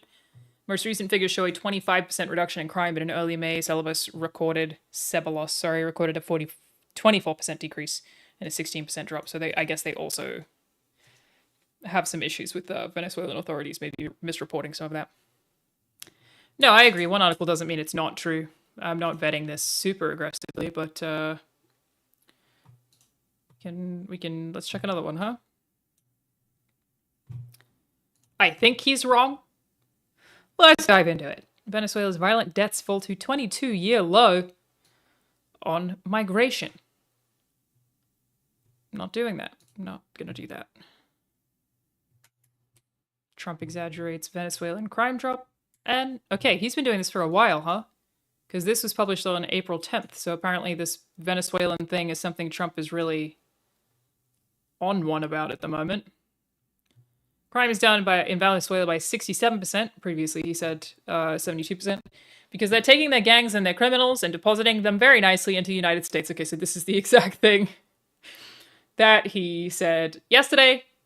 Apparently, false. At his campaign rallies, former President Donald Trump usually repeats a vague, unfounded claim. Countries worldwide are emptying their prisons and mental institutions. I didn't know he was saying this regularly. What a crazy thing to think people would believe. And sending those people as migrants to the United States. The claim's wording and the countries included have shifted, but multiple news organizations have fact-checked different iterations and reached the same conclusion. There is no evidence that countries are emptying their prisons or mental institutions to send people to the U.S. Trump recently cited a drop in crime in Venezuela as evidence of this phenomenon. Crime is down in Venezuela by 67% because they're taking their gangs and their criminals and depositing them very nicely into the United States. In Grand Rapids, Michigan earlier that day, Trump repeated the figure, saying crime in Venezuela had dropped by that much in the past year and a half. Wouldn't we love to have a statistic where crime is down 67%? Ours is only going in one direction, he said, pointing upward. Overall, violent crime and homicides have declined under Joe Biden's presidency. Homicides have also dropped in Venezuela, but not by 67% or because of mass criminal migration to the U.S., criminologists in the country said. It has dropped, but not by 67%. About 32%. Still sick. Happy for you, Venezuela. National rate is still high compared to other countries in the region. 26 violent deaths per 100,000 people. Damn. Crime has dropped because of the economy, migration, consolidation of organized crime. So basically it's saying the same thing as the other articles. I feel confident in saying that this has been fact-checked. We checked the fact. It's not true. Was getting a lot of pressure, but had nothing to do with the problem. But she was the border czar, and people can't allow them to get away with their disinformation campaign. Now she's trying to say that she wasn't really involved, and the whole thing is horrible. She was totally in charge. She could have shut the border down without him. He didn't know what he was doing anyway, so he wouldn't have even known what happened. You could shut the border down. He wouldn't even know the difference. We agree on that. The fact is that she was border czar. But if you don't have to call her that. The fact is you could just call her, she was in charge of the border, and the border was the worst ever. It's simply not working. No, it's horrible. Whether it's a question of intention or competence, either way, we don't have a secure border, and we have people streaming over like it looks like a World War Z zombie apocalypse at times. And sometimes you got to sort of wonder, like, is it real or not? So because you see things, you're like, is it real? So I went to the border at Eagle Pass, and I saw it for myself in Texas, and I was like, okay, it's real. I'm like seeing this in real time. I actually posted the video like just live. I just flew there one day and just to see, hey, is this made up or real? And I'm just seeing people stream across the border, and I have to say, at least the people that I saw did not look friendly. These are people can look at my video and say, hey, these people look friendly. I don't look super friendly. So these are people that Elon would not be the same man if he had to walk across the street and look these people in the eye. These are rough people. These are really rough people coming across, and I know rough people, and these are people that we don't want in our country. You shouldn't say you know rough people, but you do. Remember when you went to Jeffrey Epstein's island 6 times? Hey! That was rough. What he did. It was rough. And you were on that flight list 6 times, my friend. So think about that. I don't know that you know people are rough by looking at them. I think it would be, hear me out. I think it would be a lot easier to be a criminal on the other side of the border. I think if people are coming over from Mexico to commit crimes in the US, and that's their whole goal, they're like, I'm a career criminal. All I want to do is crime. Also gay. Hashtag fentanyl. It would be a lot easier to stay in Mexico. I think you're much likelier to have a good criming career if you don't come to the US to commit the crimes. I think that's going to be a lot harder for you. I just don't feel like it adds up. A lot of people are trying to escape crime. That's why they jump over the border. That's not to say nobody's doing that, right? I came here just to commit crimes. legally. It took 10 years. But that's all I'm here for is crimes. But I'm an exception. I just don't feel like crossing the border to commit crimes is a smart move. I think it's going to be a lot easier for you to live in a place where you can pay off the cops a bit easier.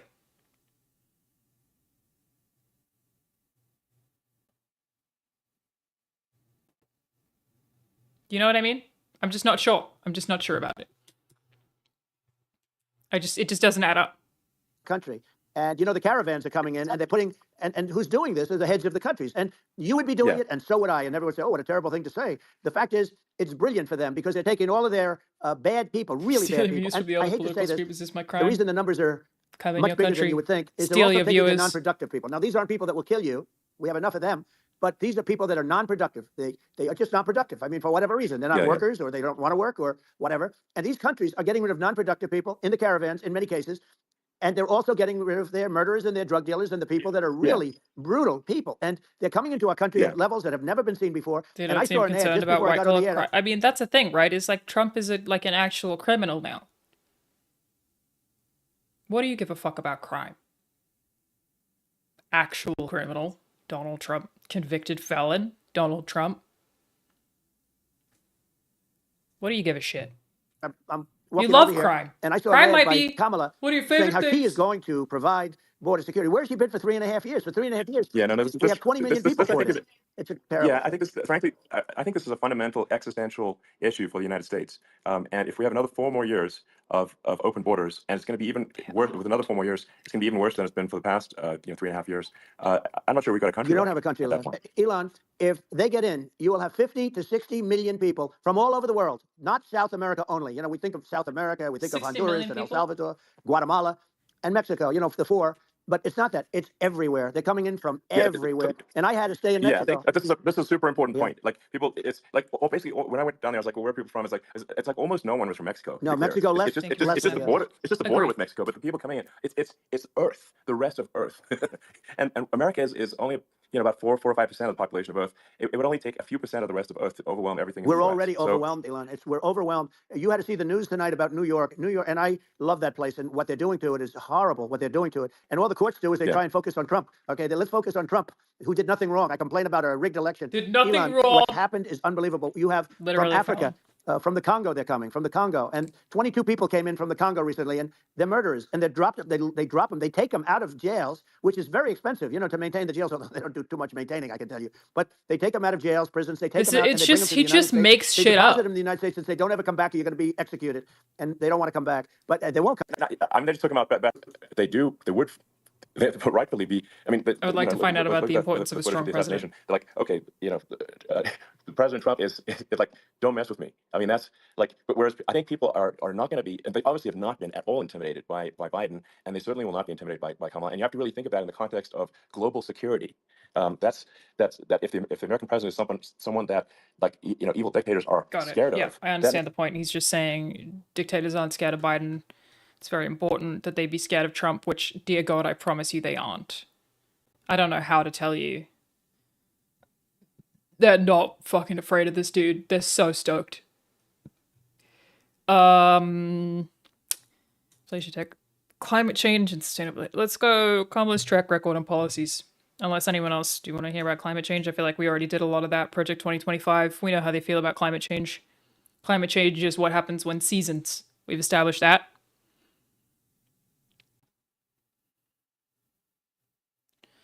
Bro got no facts.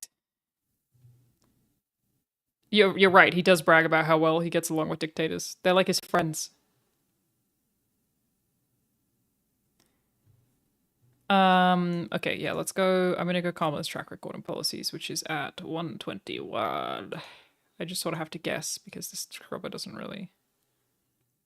21.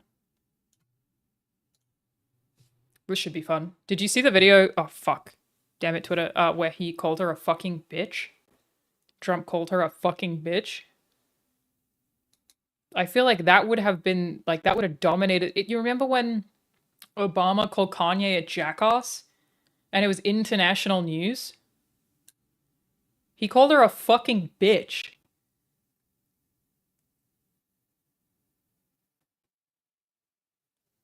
Sounds like a fucking bean ad, so what? To me, it sounds like he said fucking bitch.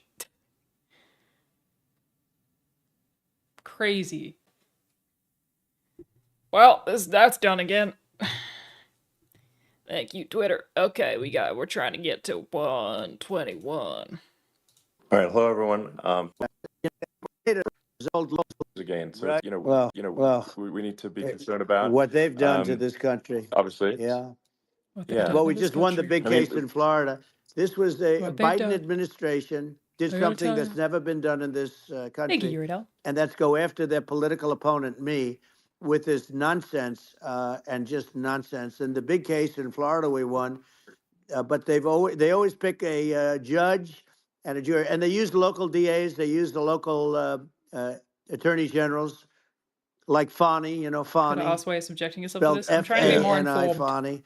And it's all a big hoax, and it's all run from there. Like in Manhattan, one of the top people from the Justice Department went in, ran Manhattan, ran the state. The Letitia James deal was run by a person from the Department of Justice, Biden.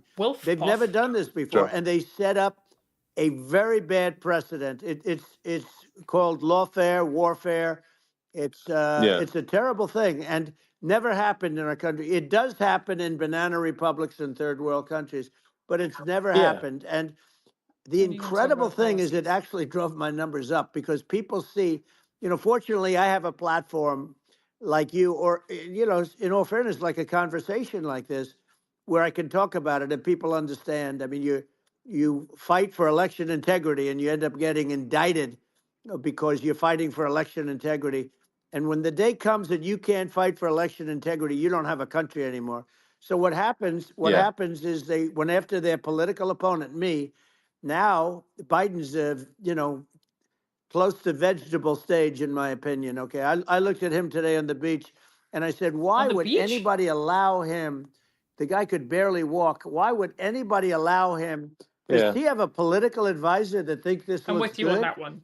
You know, he thinks this looks good because he shouldn't have been able to. It looks so bad, and it's not a lisp. It's like he's got too much saliva, and he's been doing that for a long time. You know, he can't lift the chair. The chair weighs about 3 ounces. It's meant for children and old people to lift, and he can't lift it. Like his age, dude. The whole thing is crazy. Well, he's clearly not, I mean, he's clearly like, we just don't have a president right now. You don't have a president, and she's going to be worse than him. That's true. Because it's like we don't have one right now. That's true. I agree San Francisco liberal who destroyed San Francisco, and then as Attorney General, she destroyed California.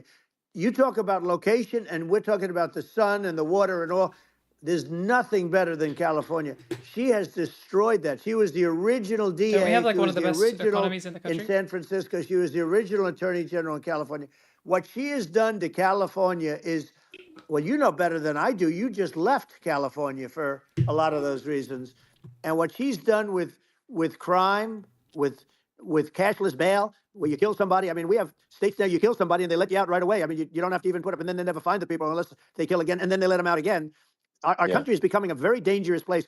And she is a radical left San Francisco liberal, and now she's trying to protect. Now she's looking like she wants to be more Trump than Trump, if that's possible. I don't think it's possible, but she wants to be more Trump than Trump. Yeah. I want a wall. I think that's, you know, she wants to release all the prisoners that are in detention, and some of these guys are really bad. Right. That just came out today. She doesn't want to build the wall, even though the walls work. Walls and wheels. You know, in your business, everything you do is obsolete. Almost, well, not the tunnels, but everything is obsolete. Even your rocket ships, they're like a month later, they're obsolete. You find a better way to. The only thing that's not obsolete is a wall and a wheel.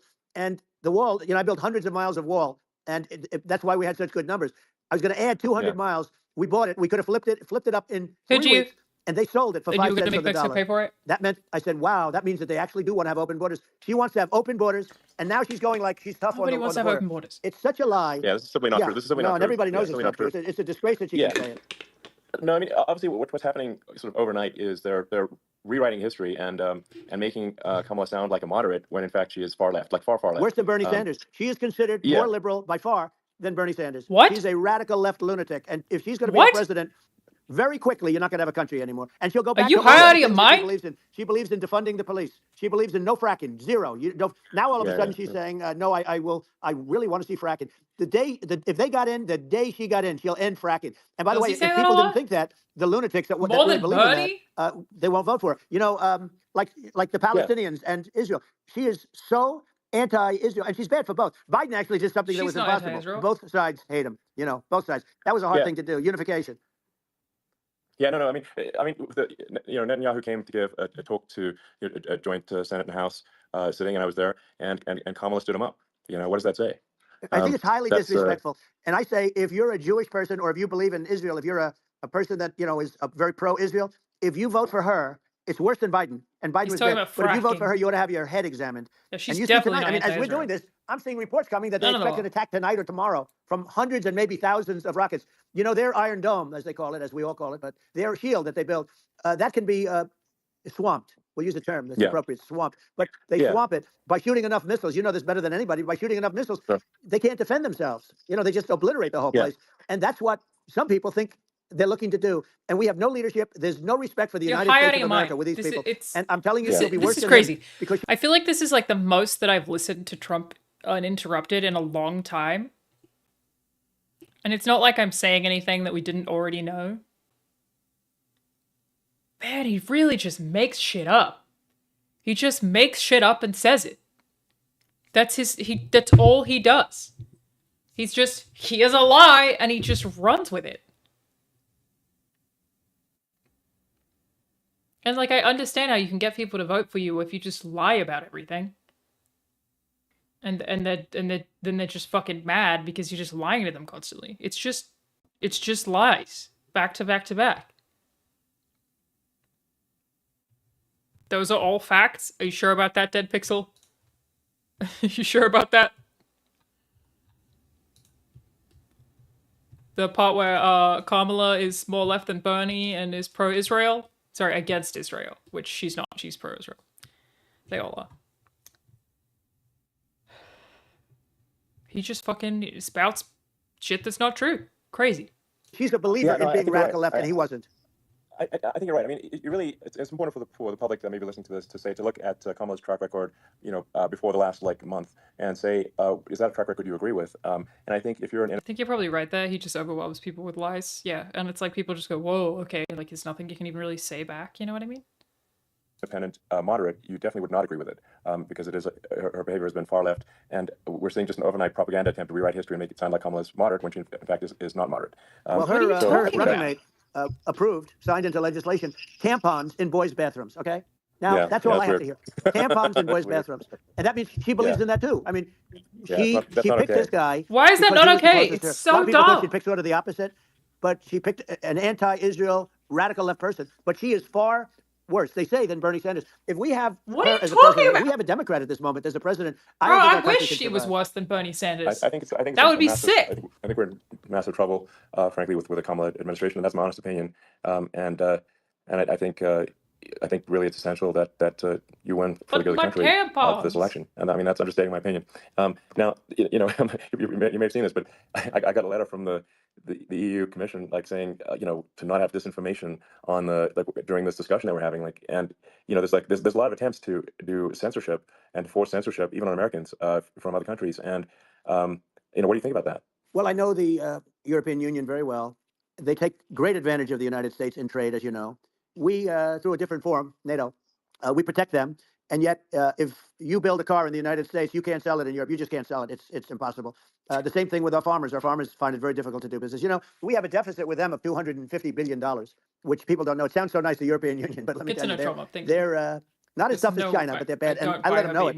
And that's probably why they notified you. No, they don't treat our country well. We defend them, with Ukraine. So we're in for 250 billion, and they're in for about 71 billion, and they have the same size.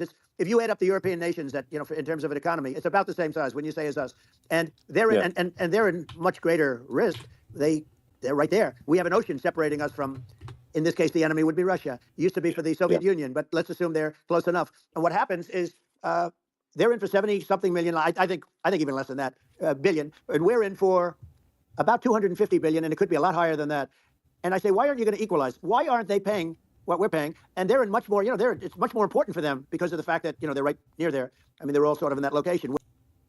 Okay. I'm excited about this one. The danger of political divide. I'd love to hear what you have to say about this, lads. This is going to be a really fun one. Tell me about it. What they say. Yeah, that's good. Well, look, it's an honor. Let's go. But I just ask this. Are you better off now or well, you're better off when I was president. Nobody's better off now. People, we put out polls on that, and nobody's better off now. Inflation has killed it. And, they also feel very unsafe. You look at what's going on with a lot of different things. You look at the riots we had at the colleges over, it's ridiculous, but all of the riots, they just feel unsafe. And now they really feel unsafe because you have a new form of crime. It's called migrant crime. I call it Biden migrant crime. Maybe I'll call it Kamala migrant crime. Too long. You can't call it that. With all these things, I always try to get to the ground truth by just asking people. And, my mom lives in New York, and I was like, Mom, have any of your friends, been attacked or assaulted? And she said, yeah, 3 of her friends in 3 separate incidents were assaulted just in recent months, just walking around the streets in New York. And I said, well, what happened to the people that assaulted them? Oh, nothing. It is on 2 it's on 1.5 speed. They always get away. And they don't even bother reporting it because they know that they're not going to, people are not going to get prosecuted. They just let violent criminals out in New York. The only one that gets prosecuted is Donald Trump. They prosecute Trump. Yeah, it's just obviously messed up. You also committed crimes. Are being getting off scot free, and meanwhile the New York spending massive resources prosecuting you. And it's like, what's this? And I think the sort of sensible public looked at this and said, what the heck's going on here? This is obviously abuse of the legal system. The legal system is supposed to be protecting the public from violent criminals, and it should be obviously allowing the public to make their own decision about who should be president, as opposed to some legal case. Once they start this precedent, because this can go on with the next one. This is a very bad precedent what they're doing in terms of going after their political opponent, and that's all it is. It's going after their political opponent, and then you get a judge who's a strong you Democrat. Committed crimes. Being nice when I say that. In many cases, crooked as hell. But you get a judge, and you go into an area where a Republican gets 3 or 4% of the vote, and you'll have a jury pool with people that hate Republicans or hate. It could also be the other way, though, because it could start the other way in areas where they hate Democrats. And you get into a Pandora's box. It's a very dangerous thing for this country, and a very dangerous thing even for the state. New York City is losing. New York City and state lose a lot of business over what they did to me, because these people say, we don't want that to happen to us. That's no justice system. You have an unfair system of justice, and it's costing New York State a tremendous amount of money. People are leaving and companies are leaving, and they won't come back. Because all of that stuff is important. But the economy now is the big thing, and we can turn that economy up so fast, and people are going to be back again. We're going to get rid of inflation. I think there's a lot of opportunity. Right, absolutely. So, and I want to congratulate you. You've done an amazing job. You have definitely got a fertile mind. We can talk. You and I can talk about rockets. It's kind of you to say thank you. Tunnels. We can talk about tunnels and rockets and electric cars. So many things. And now you're into the AI, and that's going to be another beauty, I'll say. Did he say cuddles? It's an amazing thing you've done, Elon. You have a fertile mind. We can talk about cuddles and rockets. Thank you. Well, I just say here, here's to an exciting, inspiring future that people can look forward to and be optimistic and excited about what happens next.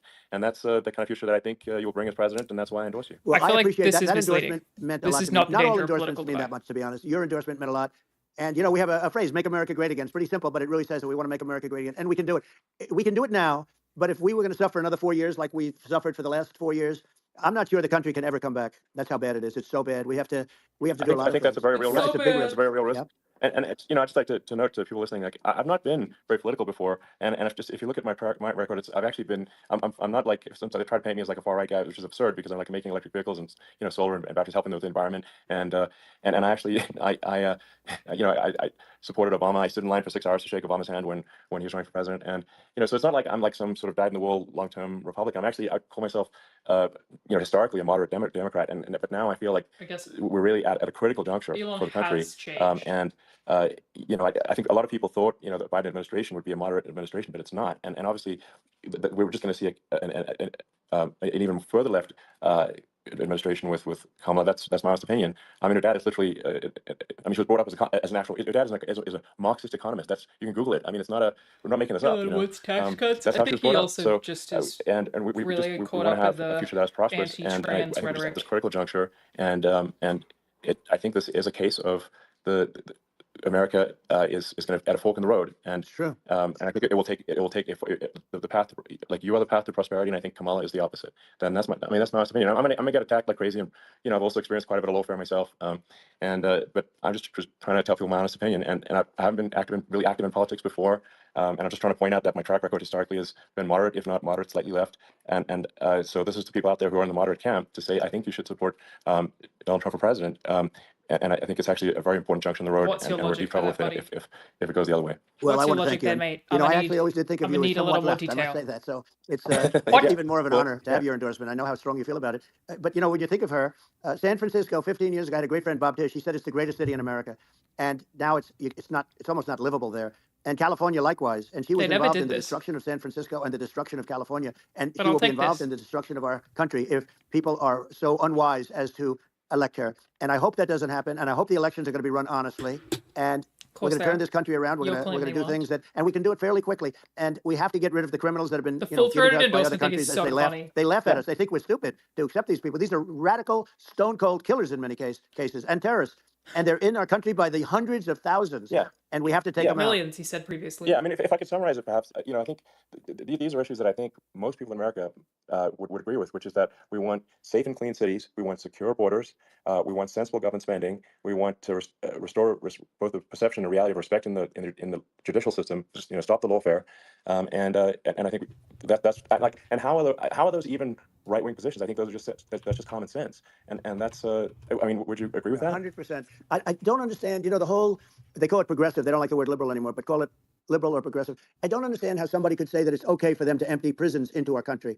And again, I told you their crime rates all over the world are going way down, which makes sense. In fact, the next time what we'll do is, if something happens with this election, which would be a horror show, we'll meet the next time in Venezuela, because it'll be a far. This is funny. This is funny. Immigrants are becoming US citizens at fastest clip in years. Do I need to spell it out for you? This is funny because all it actually means is that the ridiculously, absurdly fucking slow processing system has become more efficient. What a funny thing to try and dunk on. What a funny thing to try and dunk on. Damn, they're really speeding up their processing. That's sick. Damn. Ad break at 8 cents, everybody. If you want to sub, you could skip the ad. I would fucking know. It took me so long. It was like 9 months, dude. I had all the paperwork. I did everything. Do I need to spell it out for you? Yeah, Jeremy. You're basically telling me they're doing their job well. And are notoriously slow. And to be perfectly honest, letting people in legally faster prevents people from wanting to come in illegally. What a dumb thing to complain about. That's so stupid. Yeah, it's just stop with the pretending that it's the illegal immigrants that you care about, and admit it's immigrants in general. Just admit it. Just come out with it. Stop pussyfooting around there. Safer place to meet than our country. Okay, so you and I will go and we'll have a meeting and dinner in Venezuela, because that's what's happening. Their crime rate's coming down and our crime rate's going through the roof, and it's so simple. And you haven't seen anything yet, because these people have come into our country and they're just getting acclimated. And they don't know about being politically correct law enforcement or lack of law enforcement. And our police, I have to just end with this. We have great police. We have great law enforcement, but they're not allowed to do their job. They have to be able to do their job without being destroyed. Well, absolutely, and it's obviously demoralizing if you're a police officer risking your life to arrest violent criminals who could kill you and do kill you sometimes, and then you arrest the violent criminal, and then the DA doesn't prosecute and just let the guy out. Yeah. Well, then why should a police officer risk their life to arrest a violent felon? Well, even worse, people who were brought over against even worse, their they will. prosecute the police Was that officer. legal immigration? They go after it and they prosecute the police officer, and they take away his pension. Thank they you, take away his Andrew job. Bowie. He loses his family. He loses his house. Well, I thought it was very telling, incredibly telling, that when that Diddums, I can talk to you about what it's like sort of a gang of to thugs beat up. try to get citizenship in the US. I'm still not eligible, so even if I wanted to be a citizen, I couldn't. I was here on an O1 visa, which took 7 months to get approved. Tons of paperwork, it's really fucking difficult. And I had that for 8 years, I think, before applying for my green card, which I now have. That took 9 months to get, and then it had an error on it, so it was another 6 months. I'm not eligible for citizenship, I think, until I've been on the green card for 10 years. It is very difficult to become an American citizen. Again, them speeding that up and acting like that's a negative is really fucking dumb.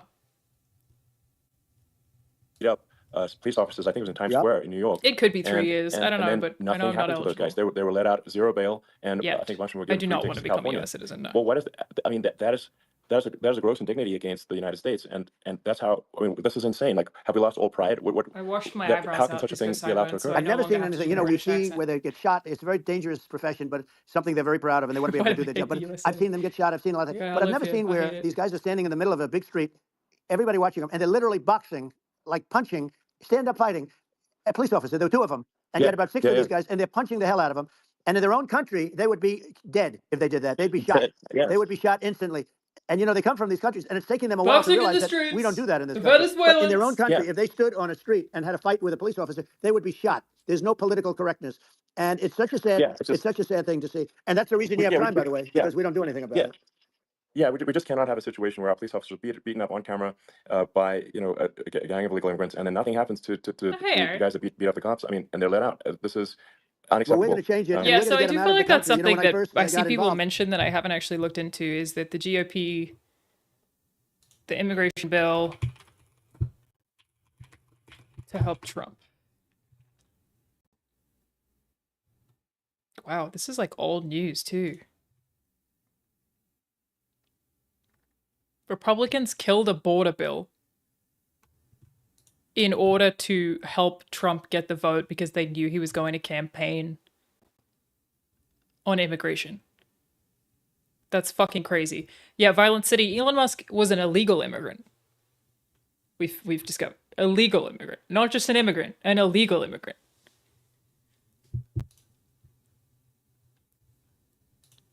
What a wild choice. GOP senators seethe. Cope and seethe as Trump blows up delicate immigration compromise. Senior Senate Republicans are furious that Donald Trump, may have killed an emerging bipartisan deal over the southern border, depriving them of a key legislative achievement on a pressing national priority and offering a preview of what's to come with Trump as their likely presidential nominee. In recent weeks, Trump has been lobbying Republicans both in private conversations and in public statements on social media to oppose the border compromise being delicately hashed out in the Senate, according to GOP sources familiar with the conversations, in part because he wants to campaign on the issue this November and doesn't want President Joe Biden to score a victory in that area where he's politically vulnerable. That's fucking crazy. How is this not being talked about more? I know the answer. They don't care. They don't care. That's what it is.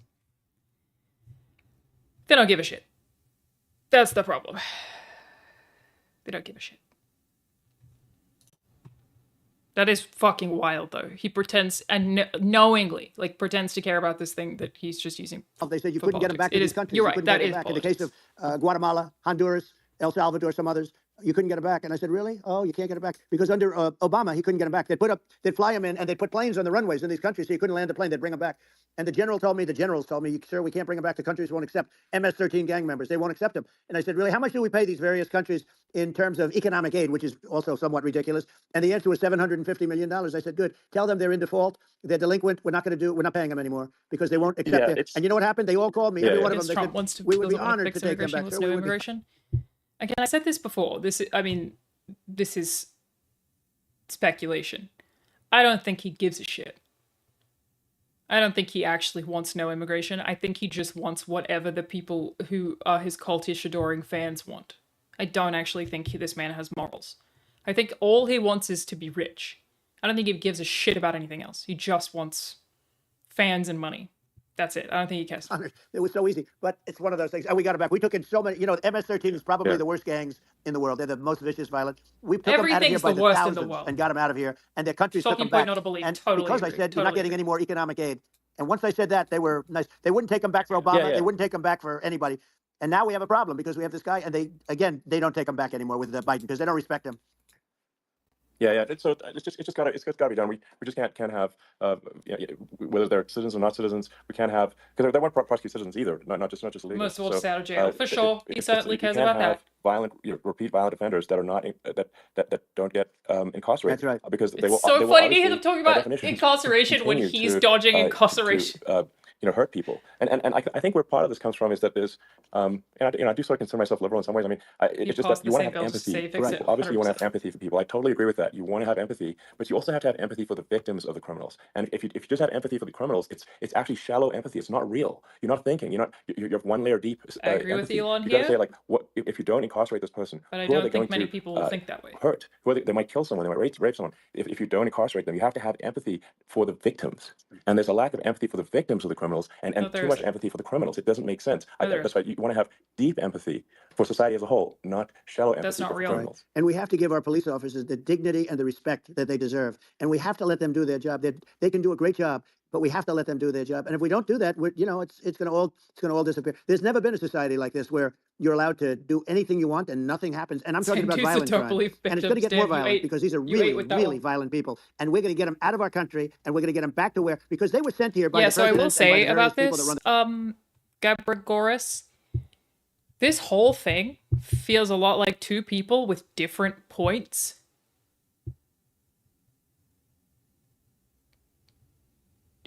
It feels like Elon is trying to find a way to agree with Trump, but they're talking about separate things half the time. I mean, like, Elon's probably not a great interviewer, right? But it's like they're not even really agreeing with each other that much. It's very odd. in those countries, and I know every one of those guys, and they're smart people, and they're streetwise people, and they really think that trying the to stop USA it is is crazy. stupid. Yeah, they think maybe. we're run by stupid people, and they happen to be right. But when I was there, we had no problem. We got them out. We took out thousands of MS-13 gang members. We brought them back. And now, again, it's the same old story. We don't do it. Just and they waiting actually their gave time them a to big talk, maybe increase 100%, yeah. in aid. They raised it up to billions of dollars, and they get nothing for it. So, you know, talking to each other. I hope everybody's going to vote for Trump, and we're going to get this country straight. Yeah. And I didn't need this. I'm like, I didn't need this. I Sounds had a like very the nice dude life. I is didn't trying to need get to your go through house. court systems and go through all the other stuff Yeah, and he's run just at the same really time. I have wants to run. go back to I have to go Trump's through house. fake trials with, in some cases, corrupt judges, totally corrupt judges. I didn't need it. I had a nice life. I have great locations. I have beautiful oceans that I have places. This was. You have beautiful but I felt it was oceans? important. And if I had to do it over again, you probably think I'm crazy for doing it, actually. But if I had to do it over again, I would have done it over again, because this is so much more important than me or my life. We're going to save this country. This country is going down.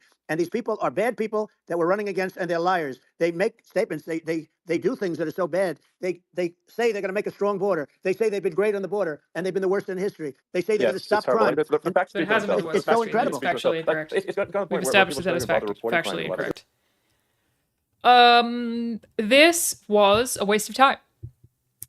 That's how I feel about this. This was just a long time of somebody making shit up. I'm glad that we listened to it, okay? I'm glad we got through it, but that was just somebody for a long period of time just making shit up. So before I go, there's one thing that I wanted to pull up an article on that I am trying to find. Here we go. Is Kamala the wokest? Is she the most woke? How woke is she? Because it is a common Trump talking point that she is the most liberal member of the Senate. I saw the dude in chat who's clearly trying to troll and is a big dumb baby. Say that we don't know anything about Kamala, and I'm in agreement. We don't.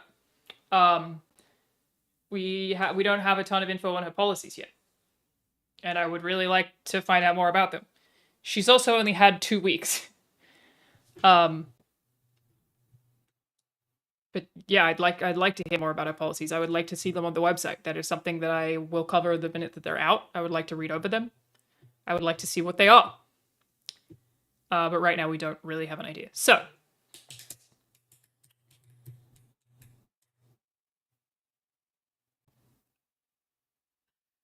After former Vice President Joe Biden announced California Senator Kamala Harris as his running mate, critics were quick to label her far left, while some progressives bemoaned her as too much of a moderate. President Donald Trump keeps calling her the most liberal person in the US Senate. After 6 years as California's Attorney General, Harris was elected to the US Senate in 2016. Since then, she has co-sponsored bills aligned with several liberal causes, including expanding gun control measures and passing Medicare for all. Harris has voted against many Trump nominees for federal judgeships and top positions inside his administration. In 2019, GovTrack, a nonpartisan organization that tracks bills in Congress, ranked Harris as the most liberal compared to all senators. I did try to Google that, but I couldn't find it. One measure the organization uses is comparing how many bipartisan bills each senator co-sponsors to how many bills they co-sponsored in total. Harris had the lowest at 15% in 2019. That's pretty liberal. That's pretty liberal. Well, it's not even actually. That's just pretty Democrat. During her primary run, Harris eventually disagreed with Vermont Sen. Bernie Sanders on whether private health insurance should play a role in Medicare for All, a bill that Harris originally co-sponsored. I wish we had Bernie's fucking healthcare, dude. The best, the goat. God, I just love healthcare. Just love healthcare. It would be great. We would really like to have that across the board.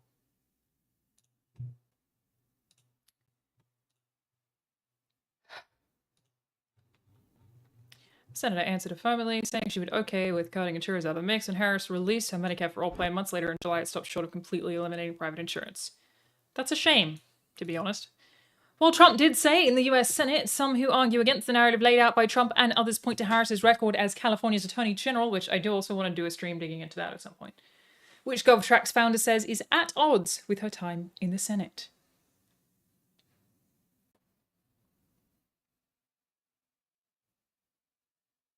Strange noise. Sorry, that is saying that her time in the Senate versus her record as the California Attorney General are differing. That's how that reads to me. Harris has received criticism for some of her actions as Attorney General, especially regarding criminal justice reform, which some see as contradictory to more liberal ideals. For example, during the primary, other candidates pushed for her to defend policies enacted while she was AG, such as a hardline stance on marijuana that disproportionately affected communities of color. That's right. That's like one of her biggest controversies, of like why people call her a moderate. Since becoming a senator, Harris has changed her stance on marijuana in particular. In 2019, while announcing a bill to decriminalize the possession of marijuana on a federal level, Harris said times have changed. Marijuana should not be a crime. Our analysis is at odds with her documented pre-Congress career of being pragmatic or moderate. So I guess she was pretty moderate and has become, well, this is only from GovTrack though, who, like, I don't know what they're, that's the same source used multiple times, I don't know who they are. And it remains to be seen which part of her career, her actions as district attorney or attorney general, or her proposals in Congress would be reflected greater in Biden administration. This is not really much of a takeaway. It didn't really tell me anything in any direction.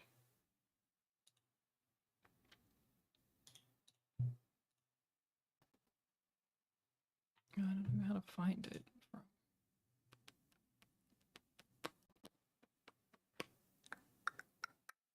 So they base that just on bills that were or were not voted for.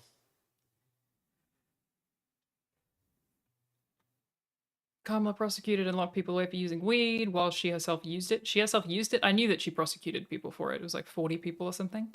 Or the reason why she wants it to be legal is for votes, just how Democrats don't deport illegals for votes. I don't know about that, Chief. Is Kamala really the most liberal senator, as Trump claims? Well, it's not even that. It's that he's saying more liberal than Bernie. Oh, that's why I can't find it. And this is Fox, by the way. Fox News, for the dude who was complaining that I was using CNN. Fox. You were complaining I was on CNN. So the webpage that rated Kamala Harris the most liberal senator in 2019 disappeared. GovTrack, an organization that tracks congressional voting records, which is all it is, I guess, is congressional voting records. That's not really, I don't feel like that's an easy way to say if someone's the most liberal or the least liberal. That I don't align with that. Confirmed to Fox News Digital, it had removed 2019 webpage that ranked Kamala Harris as the year's most liberal US senator sometime within the last 2 weeks. The self-described government transparency website scored Harris as the most liberal compared to all senators in 2019, outranking Bernie Sanders. Okay, sorry, that's how it's more than Bernie. It's just solely based on literally what they did in the Senate. Webpage with the ranking, which is widely covered in news reports, was deactivated.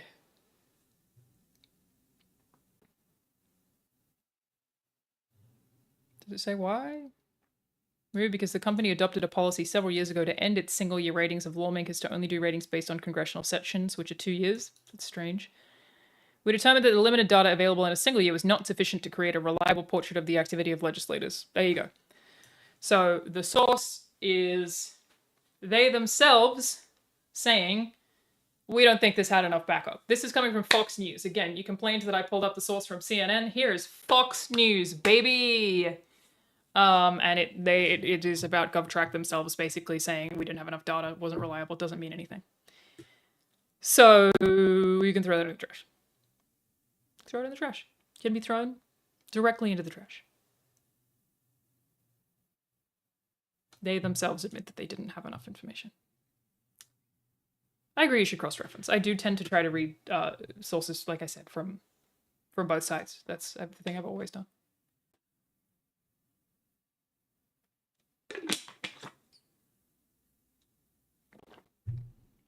You guys ever have a thing where you can hear your own breath inside your ear? It keeps happening to me lately, and it sucks. I can hear myself breathing, and I don't like it.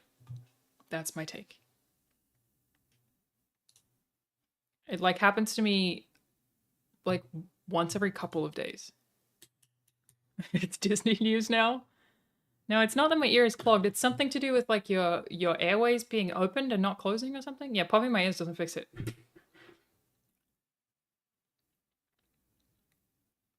I hate it. Drives me fucking nuts. Get a doctor? What? How to afford doctor? Only have tank. In this economy? What are you talking about? Healthcare here? How dare you? Get out of here. So yeah, they removed the page because it was nonsense. And this is a thing that Trump is still quoting to this day. More liberal than Bernie Sanders based on a source that itself... My guess is that they got a lot of attention for this. Whatever GovTrack is, probably got a lot of attention for this particular thing. No one had ever heard of them or like referenced them that much outside of this one particular thing, and then they went, we should probably delete that because we did not fact check that. We did not fact check that. Let's get out of that one. Haven't looked into that quite enough. Boy, oh boy. Caused by the brow surgery? No, I would love if there were like a fun explanation for it like that. Alright. That's it for me today, everybody. Thanks for hanging out. Do more of these streams during the week. I'm having fun. It's been a good time. But yeah, 3.5 hours feels like my limit before I gotta go to my son. My sweet boy. My little badger. Thanks for hanging out, like I said. Appreciate y'all. Let's raid. Lawrence is playing Metal Gear Solid. Speaking of politics. Yeah, tune in later this week for more content from your #1 political streamer. #1. By the end of the year, I will have overtaken Hassan. We all know it's going to happen. No point denying it. I'm already on my way there. I have 1,000 concurrents right now. I'm coming for him. So, just, you know, prepare your panties. Prepare your butts. Tell Lawrence I said g'day, mate. Woke, gay, pegging, and fentanyl is what I stand for. It is my takeover. We're doing it. Thanks for hanging out, everyone. Bye!